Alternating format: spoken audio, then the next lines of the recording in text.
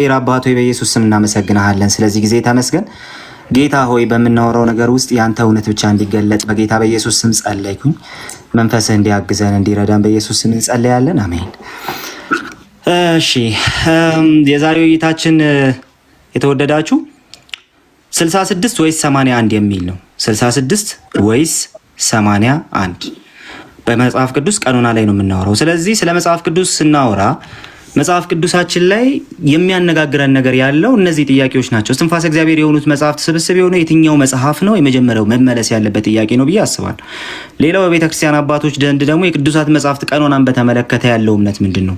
ስምምነትስ አለው የሚለው ሌላው ነው። ከዛ ደግሞ አሁን በእጃችን ላይ ያሉት መጽሐፍት ራሱ ቅዱሳት መጽሐፍቱ ማለት ነው ትክክለኞቹ መጽሐፍት መሆናቸውን ደግሞ በምን እናውቃለን? እነዚህን ጥያቄዎች መመለስ መቻል አለብን ብዬ አስባለሁ። ስለዚህ ዛሬ የመጀመሪያው ጉዳይ የሚሆነው የመጽሐፍ ቅዱስ ቀኖናን ስናነሳ ሪሊ እንደነዚህ አይነት ጥያቄዎችን እየመለስን እንድንሄድ አይ ኤክስፔክት ያንን ነው የምናደርገው ማለት ነው። ስለዚህ ትክክለኛው የመጽሐፍ ቅዱስ ቀኖና የትኛው ነው ብንባል ከ81 እና ከ66ቱ ትክክለኛው የመጽሐፍ ቅዱስ ቀኖና የትኛው ነው ብንባል የምናመጣው ምንድን ነው? 81 ነው 66ቱ? እኛ ፕሮቴስታንቶቹ 66ቱ እንላለን። ስለዚህ ስለ 66ቱ ነው የምናወራው ማለት ነው። ፕሬዘንቴሽን ስታዩ የትሬኒንግ ፕሬዘንቴሽን እንዳይመስላችሁ እንዲሁ ዝም ብሎ ቪዥዋል ነገር እንድታዩ ብቻ ያዘጋጀሁት ነገር ነው። ለማንኛውም ግን እኛ የምንለው ምንድነው 66ቱ መጽሐፍት ናቸው እንጂ 81 አይደለም ትክክለኛው መጽሐፍ ቅዱስ እንላለን። ስለዚህ ወንድማችን ደግሞ ዛሬ 81ዱን ዲፌንድ ያደርጋል ማለት ነው። ለምንድን ነው ግን እንደው 66ቱን የምንልበት ምክንያት ስንል እንግዲህ እኛ በብሉይ ኪዳን የ39 መጽሐፍትን ቀኖና እንወስዳለን ወይም ደግሞ 39 መጽሐፍትን በቀኖና ተቀብለናል ብለን እናምናለን። ያንን የመጽሐፍት ቀኖና እናምናለን 39ኙ ማለት ነው። በ27 ደግሞ የአዲስ ኪዳን መጽሐፍት እናምናለን። ስለዚህ እነዚህ መጽሐፍት ናቸው የእግዚአብሔር ቃል ብለን ልንጠራቸው የሚገባው ብለን ስለምናምን ይህን እንላለን ማለት ነው። አይሁዳውያኑ ደግሞ 22 24 እያደረጉ ይህንን እንትን ይወስዱታል። ይህንን ቀኖና ብሉይ ኪዳኑን ይወስዱታል። በአዲስ ኪዳን በተለይ በቤተ ክርስቲያን ስምምነት እንደሌለ ወይም ደግሞ እንደው ይሄ ነው የሚል ቁርጥ ያለ በቃ 66ቱ ወይ 81ዱ ነው የሚል በሁሉም አባቶች ዘንድ በሁሉም ካውንስሎች ዘንድ ያለ ነገር እንደሌለ እናውቃለን። ስለዚህ በምንድን ነው የምናውቀው የሚለው ነገር ለምንድን ነው ይዘን የምንሞግተው የሚለውን ነገር መመለሱ ወሳኝ ነገር ነው፣ አስፈላጊም ነገር ነው። አስቀድሞ ግን ምን ማየት አለብን? የብሉይ ኪዳን መጽሐፍትን ቀኖና ማየት አለብን። ስለዚህ 66ቱን አድቮኬት እያደረኩ እገኛለሁ ማለት ነው። የብሉይ ኪዳኑ መጽሐፍ 22 የብሉይ ኪዳን መጽሐፍትን ወር ደግሞ 24 ብለው የሚጠሯቸውን መጽሐፍት አይሁዳውያኑ እንደወሰዱ ወይም ደግሞ እነሱን የእግዚአብሔር ቃል የአምላካችን ቃል ብለው እንደሚቀበሉ እናውቃለን። ይህንን ደግሞ እንግዲህ በኋላ ላይ በመጡ ፎርሙሌሽኖች ውስጥ ሕግ እንደዚሁም ነቢያትና እንደዚሁም ደግሞ ኬቱቪም ወይም ደግሞ እነዚህ የታሪክ መጽሐፍትን ደግሞ እንትን ስንቀበል እነዚህን ሶስቱን ምድቦች እንመለከታለን። ታናክ ብለው የሚጠሯቸው ማለት ነው። ቶራ፣ ኔቪም፣ ኬቱቪም ብለው የሚጠሯቸውን። ስለዚህ እነዚህ መጽሐፍት 22 የብሉይ ኪዳን ወይ 24 በእኛ ደግሞ 39 ባቆጣጠራቸው ሆነው እናገኛቸዋለን ማለት ነው። ለዛ ነው ሉቃስ ወንጌል ምዕራፍ 24 ቁጥር 44 ላይ ስትመለከቱ ከእናንተ ጋር ሳለሁ ይላል ጌታ ኢየሱስ በሙሴ ሕግና በነቢያት በመዝሙራትም ስለኔ የተጻፈው ይፈጸም ዘንድ ይገባል ብዬ የነገርኳችሁ ቃሌ ይህ ነው እያለ ይነግራቸዋል። ከዛ መጽሐፍትን ያስተውሉ ዘንድ አእምሯቸውን ከፈተላቸው ይላቸዋል። ስለዚህ እነዚህ መጽሐፍት እነማን ናቸው የሚለውን ጥያቄ ነው እየመለስን ያለ ነው፣ ወይም ደግሞ ለመመለስ ነው ሞክረው በዚህ ባለኝ ሰዓት ውስጥ ማለት ነው። ለምንድን ነው አስቀድመን እነዚህ 39 የብሉይ ኪዳን መጽሐፍት የምንቀበለው ከተባለ በመጀመሪያ አስቀድሞ ለእስራኤላውያን የተሰጡት መጽሐፍት አሁን እነዚህ 22 24 ብለው የሚቀበሏቸው ወይም ደግሞ እነዚህ 39 የብሉይ ኪዳን መጽሐፍት ስለሆኑ ከብሉይ ኪዳን ስንጀምር ለዛ ነው የምንቀበላቸው ብለን እናምናለን። መጀመሪያ አስቀድሞ የተሰጡት እነዚህ ናቸው ለእስራኤል። ስለዚህ እነዛን በለኪዳን ውስጥ የተሰጡትን መጽሐፍት እኛ ስለምንቀበል ያንን እንላለን። አስቀድሞ የእግዚአብሔር ቃላት አደራ ተሰጧቸው ብሎ ሐዋርያው ጳውሎስ በሮሜ መልእክቱ ምዕራፍ 3 ቁጥር 2 ላይ የሚናገርለት ማለት ነው። ስለዚህ እነዚህ ኦራክልስ ወይም ደግሞ እነዚህ እግዚአብሔር ቃላት በአደራ የተሰጧቸው በየትኞቹ መጽሐፍት ነው ብንል እነዚህ 39ኙ የብሉይ ኪዳን መጽሐፍት መሆናቸውን እንመለከታለን ማለት ነው። ለዚህ እንደው እንደ አንድ አስረጂ ብናመጣ ጆሴፈስ ፍላቪየስን ወይም ደግሞ ዮሴፍ ወልደ ኮሪዮንን እናገኛለን። አጌንስታፒዮን ላይ የሚያነሳቸውን ነገሮች እስቲ እንመልከታቸው። አጌንስታፒዮን 1:37 ላይ የሚያነሳው ነገር አለው።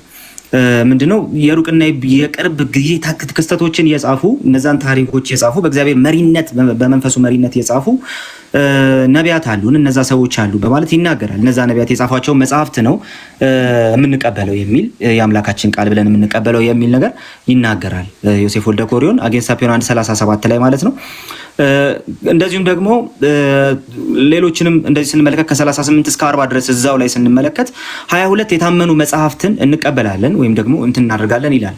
ተመልከቱ among us there are not 1000 books in the disagreement and conflict with each other በማለት ይናገራል። ታዲያ ምንድናቸው ሲባል 22 መጽሐፍትን ነው እኛ የምንቀበለው በማለት እንዲህ ሲያስቀምጥ ትመለከቱታላችሁ ማለት ነው። ስለዚህ ሺህ ምናምን መጽሐፍት የሉን የሚጋጩ 22 መጽሐፍት እንቀበላለን በማለት ይናገርና ከዛ 5 of these are the books of Moses which contain both the laws and the tradition from the birth of humanity up to his days በማለት ይናገራል። ሶ በዚህ መንገድ ያስቀምጠዋል ሙሉ በሙሉ ያንን የብሉይ ኪዳን መጽሐፍትን ወይም ደግሞ እነዚህን ታናክ ብለን የምንጠራቸውን ባይዘረዝንም እነዚህን 22 መጽሐፍት ግን እንቀበላለን ብሎ ሲናገር እንመለከተዋለን። በሌላ ስፍራ ላይ እነዚህ 22ቱ እነማን ናቸው ካልን ኢቭን ከቤተ ክርስቲያን ታሪክ እሱን ማምጣት እንችላለን። እንደዚሁም ደግሞ ሌላ ቁጥር 41 ላይ በጣም የቅርብ ጊዜዎቹ መዛግብት እንደመጀመሪያዎቹ ታማኝ አይደሉም ይላል። ከአርጤክስስ ጀምሮ ከአርጤክስስ ጀምሮ እስከኛ ሰዓት ድረስ የተዘገቡ ብዙ አሉ ይላል። ነገር ግን እነዚህን ልክ እንደ መጀመሪያዎቹ ታማኒ ብለን አንወስዳቸው ምክንያቱም ትክክለኛው የነቢያት መተካካት ስለሌለ ብሎ ይናገራል። ቁጥር 42 ላይ ስትመለከቱ ደግሞ አይ በ22ቱ መጽሐፍቶች የሰፈሩ ነገሮች ምንም ጥንታዊ ቢሆኑ እንኳን ማንም ሰው ምንም ለመጨመርም ለማስወገድም ወይም ለመለወጥም የደፈረ የለም ይላል ከ22ቱ ማለት ነው። ስለዚህ እነዚህ ለእስራኤላውያን የተሰጡ መጽሐፍትን እነዚህ መጽሐፍት ናቸው የተሰጡን የሚሏቸው እነዛ መጽሐፍት እንቀበላለን። በኋላ ላይ እንደምንመለከተው በቤተ ክርስቲያን ታሪክ ውስጥም እነዚህ 22 መጽሐፍት ተቀምጠው እናገኛቸዋለን። ስለዚህ እነዚህን እንቀበላለን። 27 የአዲስ ኪዳን መጽሐፍት እንግዲህ አከራካሪ አይመስሉም። ለማንኛውም ግን እስቲ እንሂድ። እንደዚሁም ደግሞ ሌላ አንድ ባቢሎኒያን ታልሙድ እንጥቀስ። የእስራኤላውያኑን አንድ ሶርስ ማለት ባባ ባስራ ይባላል።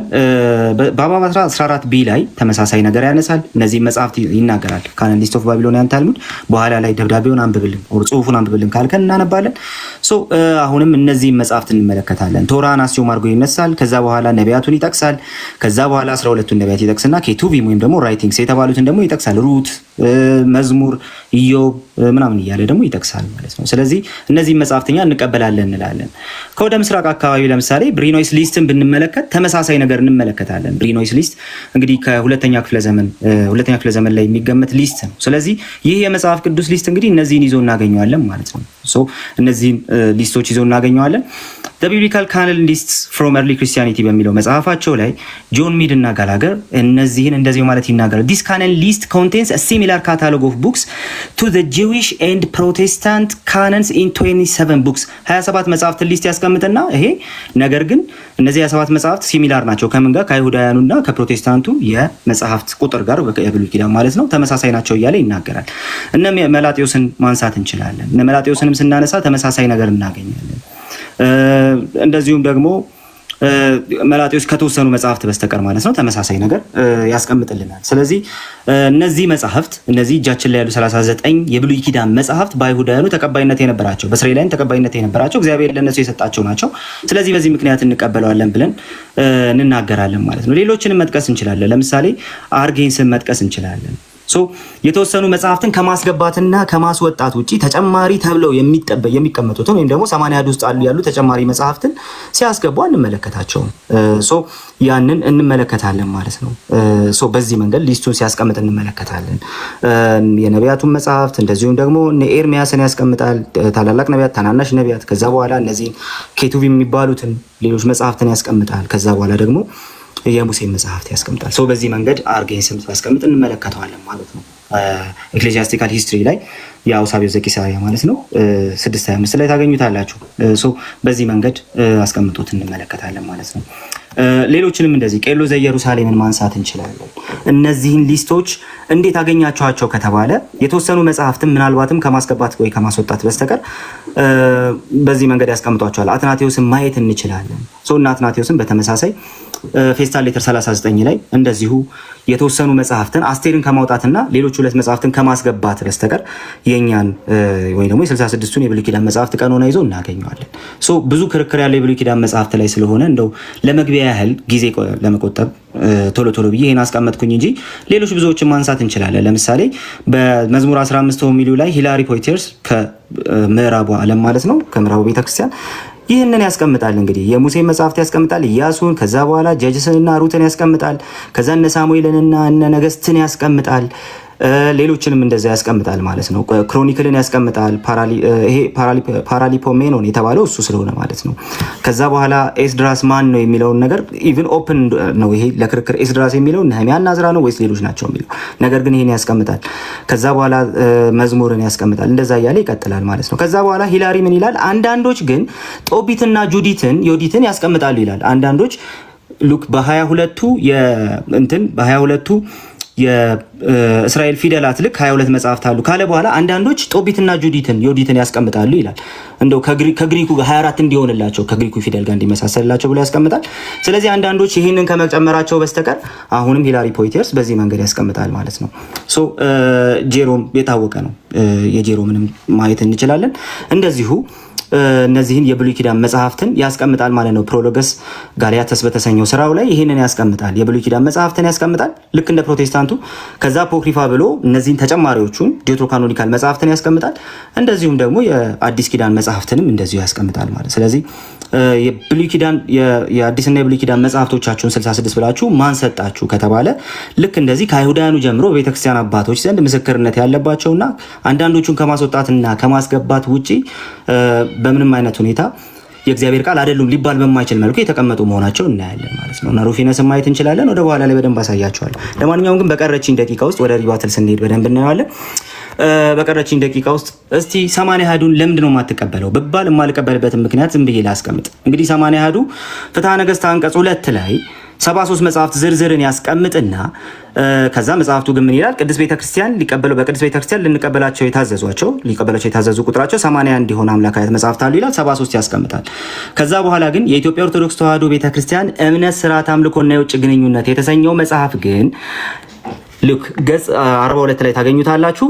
እንደዚህ አድርጎ መጽሐፍትን ያስቀምጣል። እነ ኩፋሌን ያስገባል፣ እነ መጽሐፈ ሄኖክን ያስገባል፣ ፍትሐ ነገሥቱ ላይ የሌሉትን ማለት ነው። እንደዚሁም ደግሞ ሌሎች 8 የስርዓት መጽሐፍትን ያስገባል። የአዲስ ኪዳን መጽሐፍት ብሎ ስርዓተ ጽዮን፣ ትእዛዝ፣ ግጽው፣ አብጥሊስ፣ አንደኛ መጽሐፈ ኪዳን፣ ሁለተኛ መጽሐፈ ኪዳን እያለ 8 የአዲስ ኪዳን መጽሐፍት ብሎ ያስገባል። ብሉይ ኪዳን ላይ ልክ እንደ ፍትሐ ነገሥቱ መጽሐፈ ዮሴፍ ወልደ ኮሪዮንን ያስገባል። ከዛ በኋላ ምን ያደርጋል? የስርዓት መጽሐፍት ብሎ ያስቀምጥና 35 የአዲስ ኪዳን መጽሐፍትን ያስቀምጣል። 46 የብሉይ ኪዳን መጽሐፍት ይልና 81 ናቸው ይላል። ነገር ግን ለምንድነው መቀበል የሌለብን ካላችሁ በየትኛውም ቤተክርስቲያን እንደ ቀኖና መጽሐፍ ተቀባይነት የሌላቸው መጽሐፍትን ይዟል 80 አሐዱ። ስለዚህ አንቀበለውም። 8ቱ የሥርዓት መጽሐፍት የተባሉትን ኩፋሌን፣ ሄኖክን፣ ወልደ ኮሪዮንን በጭራሽ አናገኛቸውም። ወደ ቤተክርስቲያኒቱ ሊቃውንት ስንመጣ ለምሳሌ ኢትዮጵያ ኦርቶዶክስ ተዋሕዶ ቤተክርስቲያን ትምህርት በሚለው መጽሐፋቸው አባ መልከ ጼዴቅ ፍትሐ ነገሥቱ ዮሴፍ ወልደ ኮሪዮን የተባለው መጽሐፍ ከቁጥር እንዴት እንዳስገባው የማይታወቅ ነው ይላል። ምክንያቱም ይህ መጽሐፍ የታሪክ መጽሐፍ እንጂ ከቅዱሳት መጽሐፍት ውስጥ የሚገባ አይደለምና እንዲያውም ከክርስትና በኋላ የተነሳ ሰው እንደጨመረው የታወቀ ስለሆነ ወደ ብሉይ ኪዳን በምንም መልክ መጨመሩ ቀርቶ መገመትም የለበትም ይላል። ስለዚህ ዮሴፍ ወልደ ኮሪዮን ለምሳሌ ከ46ኛው የብሉይ ኪዳን መጽሐፍት ዝርዝር ውስጥ ቀጥታ መውጣት ያለበት መጽሐፍ ነበረ ማለት ነው። ኦኬ፣ ከዚህ የብሉይ ኪዳን መጽሐፍ ዝርዝር ውስጥ ከ46ኛው የመጽሐፍ ዝርዝር ውስጥ መውጣት ያለበት ነው በእኚህ ሊቅ ንግግር መሰረት። ስለዚህ እንደነዚህ አይነት በየትኛውም ቤተክርስቲያን እንደ ቀኖና መጽሐፍ ያልተያዙ መጽሐፍትን ጭምር የቀኖና መጽሐፍ አድርጎ ይቀበላል። ከዚህ የተነሳ 80 አሐዱ መቀበል የለብንም እላለሁ። አይ አንዳንዶቹ እኮ እንደው በሌላው ዓለም ስለማይገኙ ነው ከተባለ በሌላው ዓለም ስለማይገኙ ለመሆኑ ማስረጃው ምንድነው የሚለውን ነገር ወደ በኋላ ላይ አብረን እናያለን። ለማንኛውም ግን ሁለተኛ ለምን መቀበል የለብንም? ሁለተኛው ደግሞ የመጀመሪያውን ነግሬያቸዋለሁ። በየትኛውም ቤተክርስቲያን የቀኖና መጽሐፍ ያልተደረጉ መጽሐፍትን ተቀብሎ እናገኘዋለን። ሁለተኛ በይዘት ደረጃ ራሱ በቤተክርስቲያን የማይታወቁ በጥንት ቤተክርስቲያን የማይታወቁ ሐሰተኛ ሰነዶችን ይዞ ይገኛል። 80 አሐዱ እነዚህ መጽሐፍት ይዞ ይገኛል። ኦኬ፣ እነዚህ መጽሐፍት ይዞ ይገኛል። ለምሳሌ የሰባው ሊቃናት አንደኛ መቃብያንን በኋላ ላይ ካሳያለሁ። አንደኛ መቃብያን ምዕራፍ 16 ድረስ ያለ 16 ምዕራፍ ያለው መጽሐፍ ነው። የኢትዮጵያው 36 ምዕራፍ አለው። ኦኬ፣ 36 ምዕራፍ አለው። ይዘቱ ራሱ ከዚህ ከሰባው ሊቃናት አንደኛ መቃብያን የተለየ ነው። ሁለተኛ መቃብያን የሰባው ሊቃናት 15 አለው። ኦኬ፣ የኢትዮጵያው 21 ምዕራፍ አለው፣ በይዘት ይለያል። ሶስተኛ መቃብያን 7 ምዕራፍ አለው የሰባው ሊቃናት፣ 10 ምዕራፍ አለው የኢትዮጵያው፣ በይዘት ይለያል። በ2000 እትሙ ላይ ለብቻ የተቀመጠ ተረፈ ባሮክ የተባለ መጽሐፍ አለ። በየትኛውም ቤተክርስቲያን ቀኖናዊ መጽሐፍ እንደሆነ የማይታወቅ መጽሐፍ አለ። ስለዚህ በይዘትም የማይታወቁ በቃ በጥንት ቤተክርስቲያን የማይታወቁ በሚታወቁ መጽሐፍት ስም የተቀመጡ ሌሎች ሰነዶችም ያሉበት ነው እንጂ ጥርት ያለ የእግዚአብሔር ቃል ስብስብ የሆነ መጽሐፍ አይደለም። ስለዚህ 80 አሐዱን አንቀበልም። ሌላው ግን በራሱ በሲኖዶስ የተረጋገጠ መጽሐፍ ቅዱስ አይደለም ተብሎ ደግሞ ይነገርለታል። ለምሳሌ ይኸው እሺ ወደ በኋላ ላይ ከዚህ ጋር እመለሳለሁ ማለት ነው። 15 ሰከንድ አንተ ጋር አለኝ፣ ግን የጀመርኩት በራሴ ሰዓት ስለሆነ ላቁም። ሶስተኛውን በዚህ መንገድ አስቀምጬ አቆማለሁ። ከዚህ ጀምራለሁ።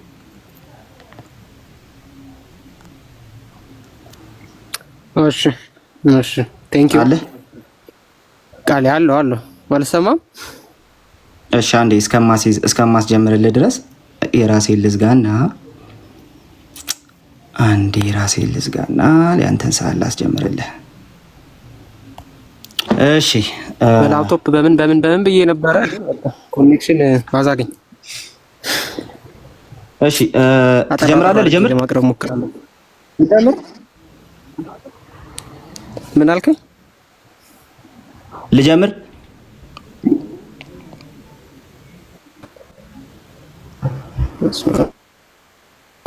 ሰላም ለካቢ አስጀምረው። እሺ ወንድማችን ቃል ያቀረበውን ነገር የሰማችሁት ይመስለኛል። አይ ቲንክ መግቢያ ቀኖና ልንወያይ ቀኖና ዲፋይን ሳይደረግ ነው ወደ እንትኑ እየገባው። ለማንኛውም የኛን ሰዓት ለመጠቀም ቶሎ እንሄዳለን። ቀኖና ማለት ቀጥታ መለኪያ መስፈሪያ ማለት ነው፣ ቃሉ ሲተረጎም ማለት ነው። ለምሳሌ አሁን ከፖይንት ኤ ፖይንት ቢ ያለው ዲስታንስ በኪሎ ሜትር ይለካል፣ የአንድ ነገር ክብደት በኪሎ ግራም ይለካል ምናምን። ቀኖና ማለት ቤተክርስቲያን ተለክታ ተሰፍራ ተመዝና ወደኛ የመጣችበት እኛ ቤተክርስቲያንን እየተቀበልንበት መስፈሪያችን መለኪያችን ይሆናል ማለት ነው። ስለዚህ ቀኖና ማለት ምንድነው? መለኪያ ወይም መስፈሪያ ማለት ነው። ሁለተኛ በዚህ መለኪያ የሚለካውና ልኬቱን የሚነግረን ማን ነው የሚለው በጣም ወሳኝ ነገር ነው። ምክንያቱም እኔም ሚስተር ኤም ሚስተር ቢም እየሄዱ እየለኩ መቀበል ስለማይችሉም ማለት ነው።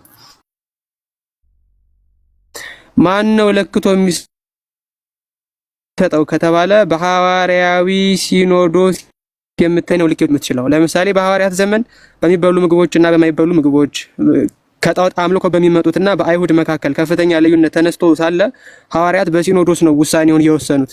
ለምን? ቅድስት ቤተክርስቲያን ህብረታዊት ስለሆነች አንድነታዊት ስለሆነች የምትለካውም በአንድነት ውስጥ ነው፣ የምትኖረውም በዛው በጌታ ህብረት በጌታ አካልነት ውስጥ ነው ማለት ነው። ስለዚህ ቀኖና ማለት ይሄ ነው፣ የምትለካው ቅድስት ቤተክርስቲያን ናት። ኦኬ፣ እንደዛ ከሆነ ይህ መለኪያ ምንን ያሳያል ከተባለ የአንዲት ቤተክርስቲያን ልዩ ቀለሟና ውበቷ ምን እንደሆነ የሚያሳይ ነው። ለምሳሌ የኢትዮጵያ ቤተክርስቲያን ልዩ ቀለሟና ውበቷ ምንድነው? ይሄ ነው። ምኗን ነው የሚገልጸው? ይሄ ቀኖናዋ ነው የሚገልጻት። ቤተክርስቲያንን መልኳን፣ ውበቷን፣ ምኗን የሚገልጽላት ቀኖናዋ ነው። ቀኖና ዶግማ ስላልሆነ ከቀኖና ሊለያይ ይችላል። ከቀኖና ሊለያይ ይችላል ማለት ምንድነው? ለምሳሌ በእኛ ሀገር የክህነት አሰጣጥ እና በሌሎች ሀገር የክህነት አሰጣጥ ሊለይ ይችላል። የሚሰጠው ግን ያው ክርስቶሳዊ ሐዋርያዊ ክህነት ነው።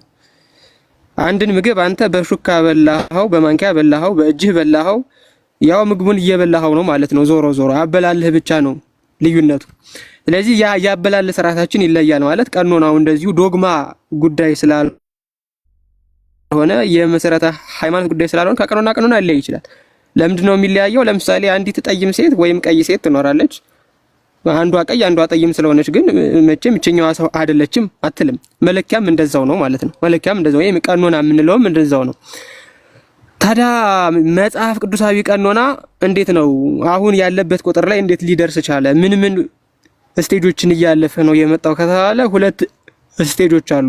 በመጽሐፍ ቅዱስ ካነን ጥናት ውስጥ ወይም በቢብሊካል ሎው ውስጥ ሁለት ደረጃዎች አሉ። ኖርማ ኖርማንስ የሚባል አለ። ሁለተኛ ኖርማ ኖርማታ የሚባል አለ። ኖርማ ኖርማንስ ማለት ፊክስድ የሆነ ሊስት ሳይኖር የጌታ ቤተክርስቲያን የምትተዳደርበት ህግ ማለት ነው። ለምሳሌ የብሉይ ኪዳን መጽሐፍት ሳይኖሩ ኦሪት ዘፍጥረት ምን ሳይጻፍ ሙሴ ህዝቡን እየመራ ወጥቷል። ከዛም በኋላ መጽሐፍ ተሰጣቸው። ከመጽሐፍ በፊት ምኑ ቀደመ ማለት ነው? ማህበሩ ቀደመ ማለት ነው። በሐዲስ ኪዳንም ሐዋርያት እየሰበኩ እያለ ካኖናይዝ ተደርጎ ያለቀ የሐዲስ ኪዳን መጽሐፍ አልነበረም። በሐዲስ ኪዳን የነበሩ ሰዎች የሚከራከሩት በሐዋርያት ዘመን የነበሩ ሰዎች የማቴዎስ ወንጌል የማርቆስ ወንጌል እያሉ አልነበረም። ይልቁንስ ክርስቶስ ሲሰቀል ከሙታን የተነሱ ሰዎች ነበሩና እነሱ ምስክር ሆነዋቸው የሐዋርያት ስብከት፣ የሐዋርያት ህይወት፣ የሐዋርያት ተአምር ምስክር ሆኗቸው ሃይማኖታቸውን እያጸኑ ኖረዋል ማለት ነው። ይሄ ኖርማ ኖርማንስ የሚባል ነው። ኖርሚንግ ኖርም ነው የሚባለው ራሱ በራሱ የሆነ ፊክስድ ሊስት ሳይኖር የጌታ ቤተክርስቲያን የምትተዳደርበት ህግ ማለት ነው። ይሄ የመጀመሪያው ስቴጅ ነው። እዚህ ደረጃ ላይ የግድ ካልተጻፈ አንመራበትም ማለት አይቻልም። ምክንያቱም ወንጌልም ገና ተጽፎ ስላላለቀ ብሉይም ተጽፎ ሳያልቅ የብሉይ ኪዳን ካህል የምትባለው ያቺ ጉባኤ ስለነበረች ማለት ነው። ስለዚህ ከየትኛው መጽሐፍ ምን ጊዜም ቢሆን ከእስልምና ውጪ ማለት ነው እስልምና መጽሐፉ ነው እንዲቀድም የሚደረገው። በእኛ በክርስትና ግን ቤተክርስቲያን ናት የምትቀድመው። ቤተክርስቲያን ትቀድማለች፣ ቀኖናውን ተወስናለች። ስለዚህ ቤተክርስቲያን ቀኖናውን ትሰራለች፣ ቀኖናው ደግሞ ቤተክርስቲያንን እየጠበቃት ይኖራል ማለት ነው። የሚሄደው እንደዛ ነው። ለዚህ ማሳያ ካላችሁኝ አሁን የነገርኳችሁን ማህበሩ ቀድሞ ነው በጉባኤው ቀድሞ ነው መጽሐፍት የሚመጡት የሚለውን ማሰብ በጣም ቀላል ይመስለኛል። ሁለተኛው ኖርማታ የሚባለው ነው ወይም ኖርምድ ኖርም የሚባለው ነው። እዚህ ደረጃ ላይ ሲደርስ አንዲት ቤተክርስቲያን ባኖራት እስካሁን ድረስ ባቆያት ያልተወሰነ ቀኖና እየተመራሽ መጥታ በጉባኤም ይሁን በቅዱሳን አበው ወጥ የሆነ ዝርዝር የሚዘጋጅበት ደረጃ ነው። እዚህ ደረጃ ላይ ሲደርስ አንድ ቀኖና ፊክስድ ሊስት ይሆናል ማለት ነው። ምን ላይ ኖርማታ ላይ ሲደርስ ማለት ነው። ወይም ይሄ ፊክስድ ሊስት ላይ ሲደርስ ማለት ነው። ስለዚህ ሁለተኛው አሁን የምንነጋገርበት እኛ ኖርማታ ላይ ነው ማለት ነው።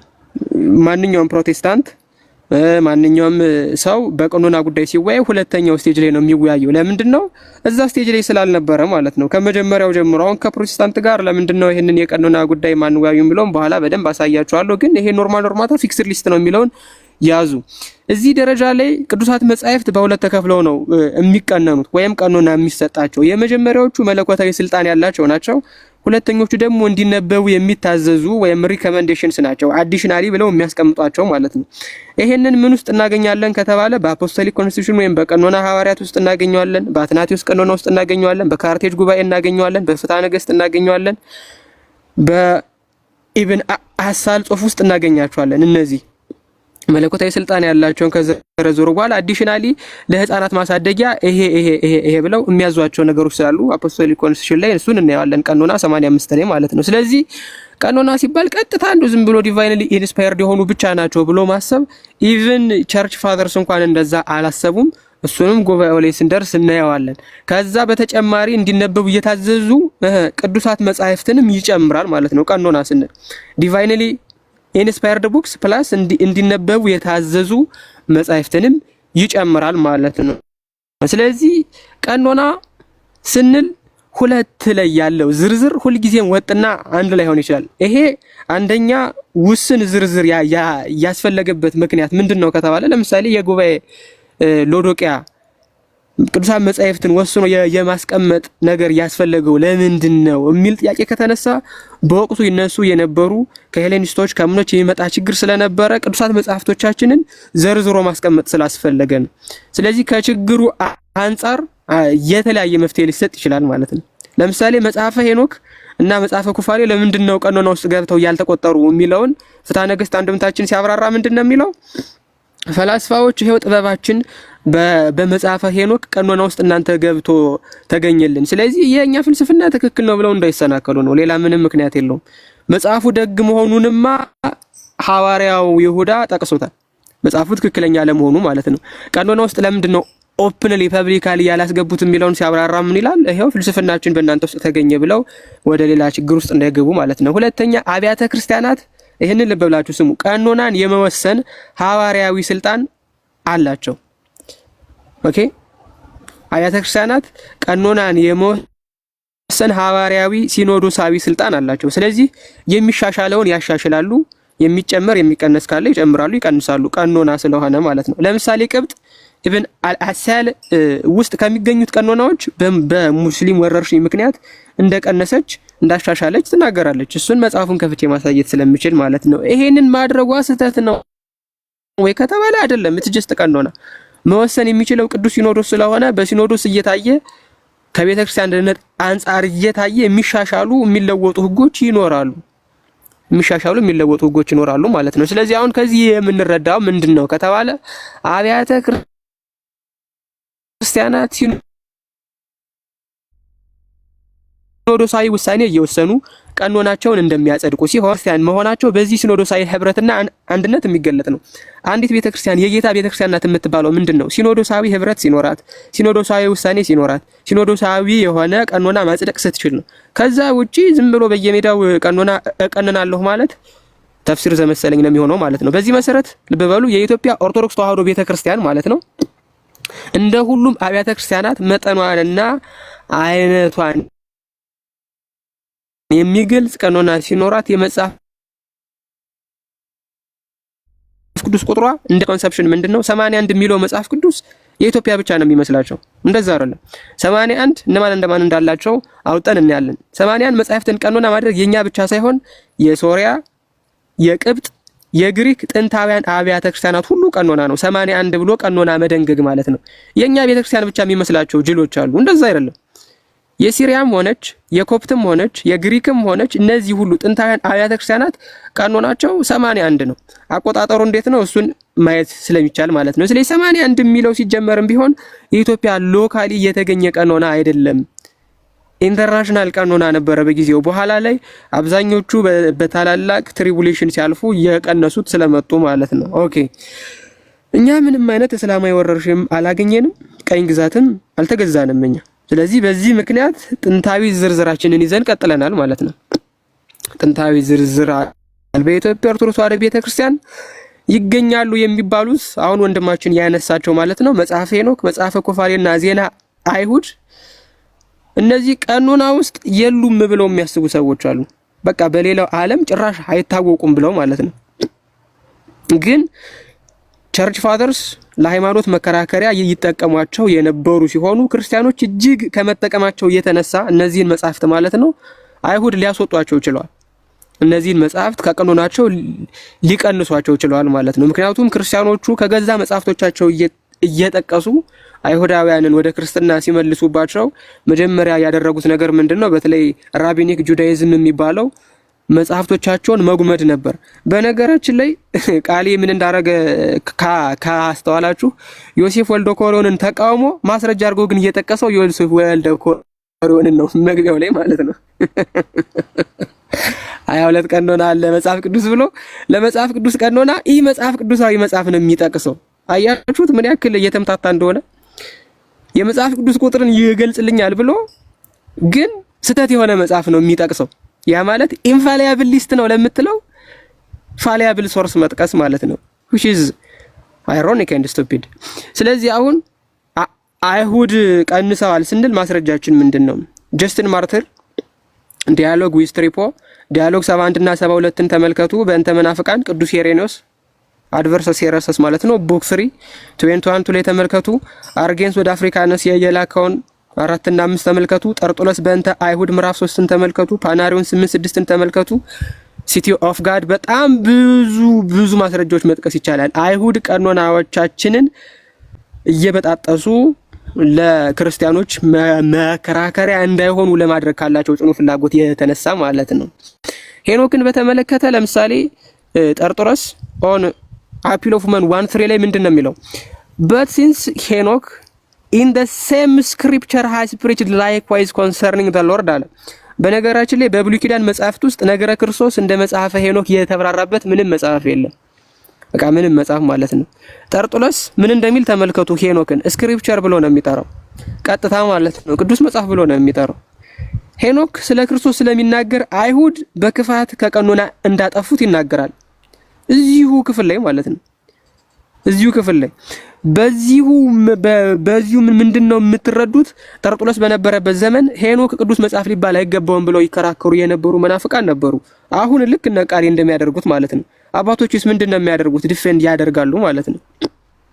ኩፋሌንን በተመለከተ ቅዱስ ኤጲፋኒዮስ መልህቅ ወይም አንኮራተስ በተባለ ድርሰቱ 39:6 ላይ እንዲህ ይላል but as we find in Jubilees which is also called the little Genesis። አያችሁት? ጁቢሊስን ምንድነው የሚለው?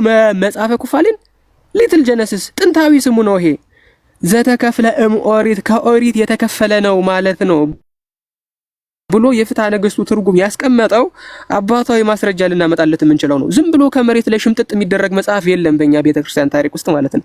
ስለዚህ ኩፋሌም ቢሆን ሌላ ስሙ ማን ነው ይላል? ቅዱስ ኤጲፋኒዎስ ሊትል ጀነሲስ ነው ይለዋል። በቃ ትንሽየው ጀነሲስ ነው። the book even contains the names of both Cain and Seth's wives ከነሱ ሁሉ ሳይት እያደረገ ነው የሚያስቀምጠው ማለት ነው። ከዛ ምን ይላል ደግሞ እዚህ ላይ so that the persons who recite myths to the world may be put to shame in every way. ዝም ብለው አፈ ታሪክን የሚያወሩ ሰዎች እንዲያፍሩ በመጽሐፈ ኩፋሌ ወይም በትንሹ ዘፍጥረት ይሄ ሁሉ ተዘገበልን፣ የአቤልና የቃየል ሚስቶች ስም ተዘገበልን ይላል ማለት ነው። አያችሁት? ይሄንን የሚለው ማን ነው? ቅዱስ ኤጲፋኒዎስ ነው አንኮራተስ ላይ። ስለዚህ ከዚህ ምንድነው የምንረዳው? እነዚህ ሁለቱ መጽሐፍት ምንም እንኳን ኖርማታ ላይ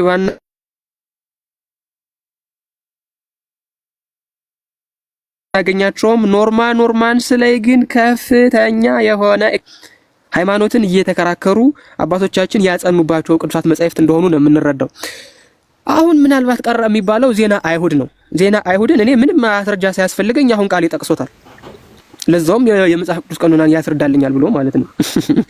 በሌሎች አብያተ ክርስቲያናትም ያለ መጽሐፍ ነው ይሄ። በነገራችን ላይ ለምሳሌ የቤተ ክርስቲያን ታሪክ አውሳቢዮስ 1:11:5 ላይ እንደ ማመሳከሪያ አድርጎ ያስተምራል። እንደ 15 ደቂቃ አለቀ። ሰዓት አልቆ ነው። ሰዓት አልቋል። ኧረ እርግጠኛ ነህ? አልያዝኩም። ምን ይሳታውን ያው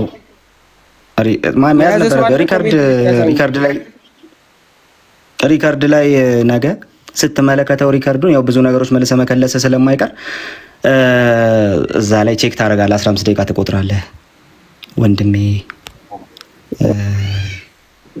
5 ደቂቃ ነበር። እሺ ቀጥ ኧረ 5 ደቂቃ ኧረ 5 ደቂቃ እንዴ! 1 ደቂቃ ይቀራል የሚላል አላለቀም የሚለኛል። እኔም ያለቀ አልመሰለኝ። ኧረ በጭራሽ 15 ደቂቃ 1 ደቂቃ ነው። 15 ደቂቃ ኦኬ ነው የለም 15 ደቂቃ።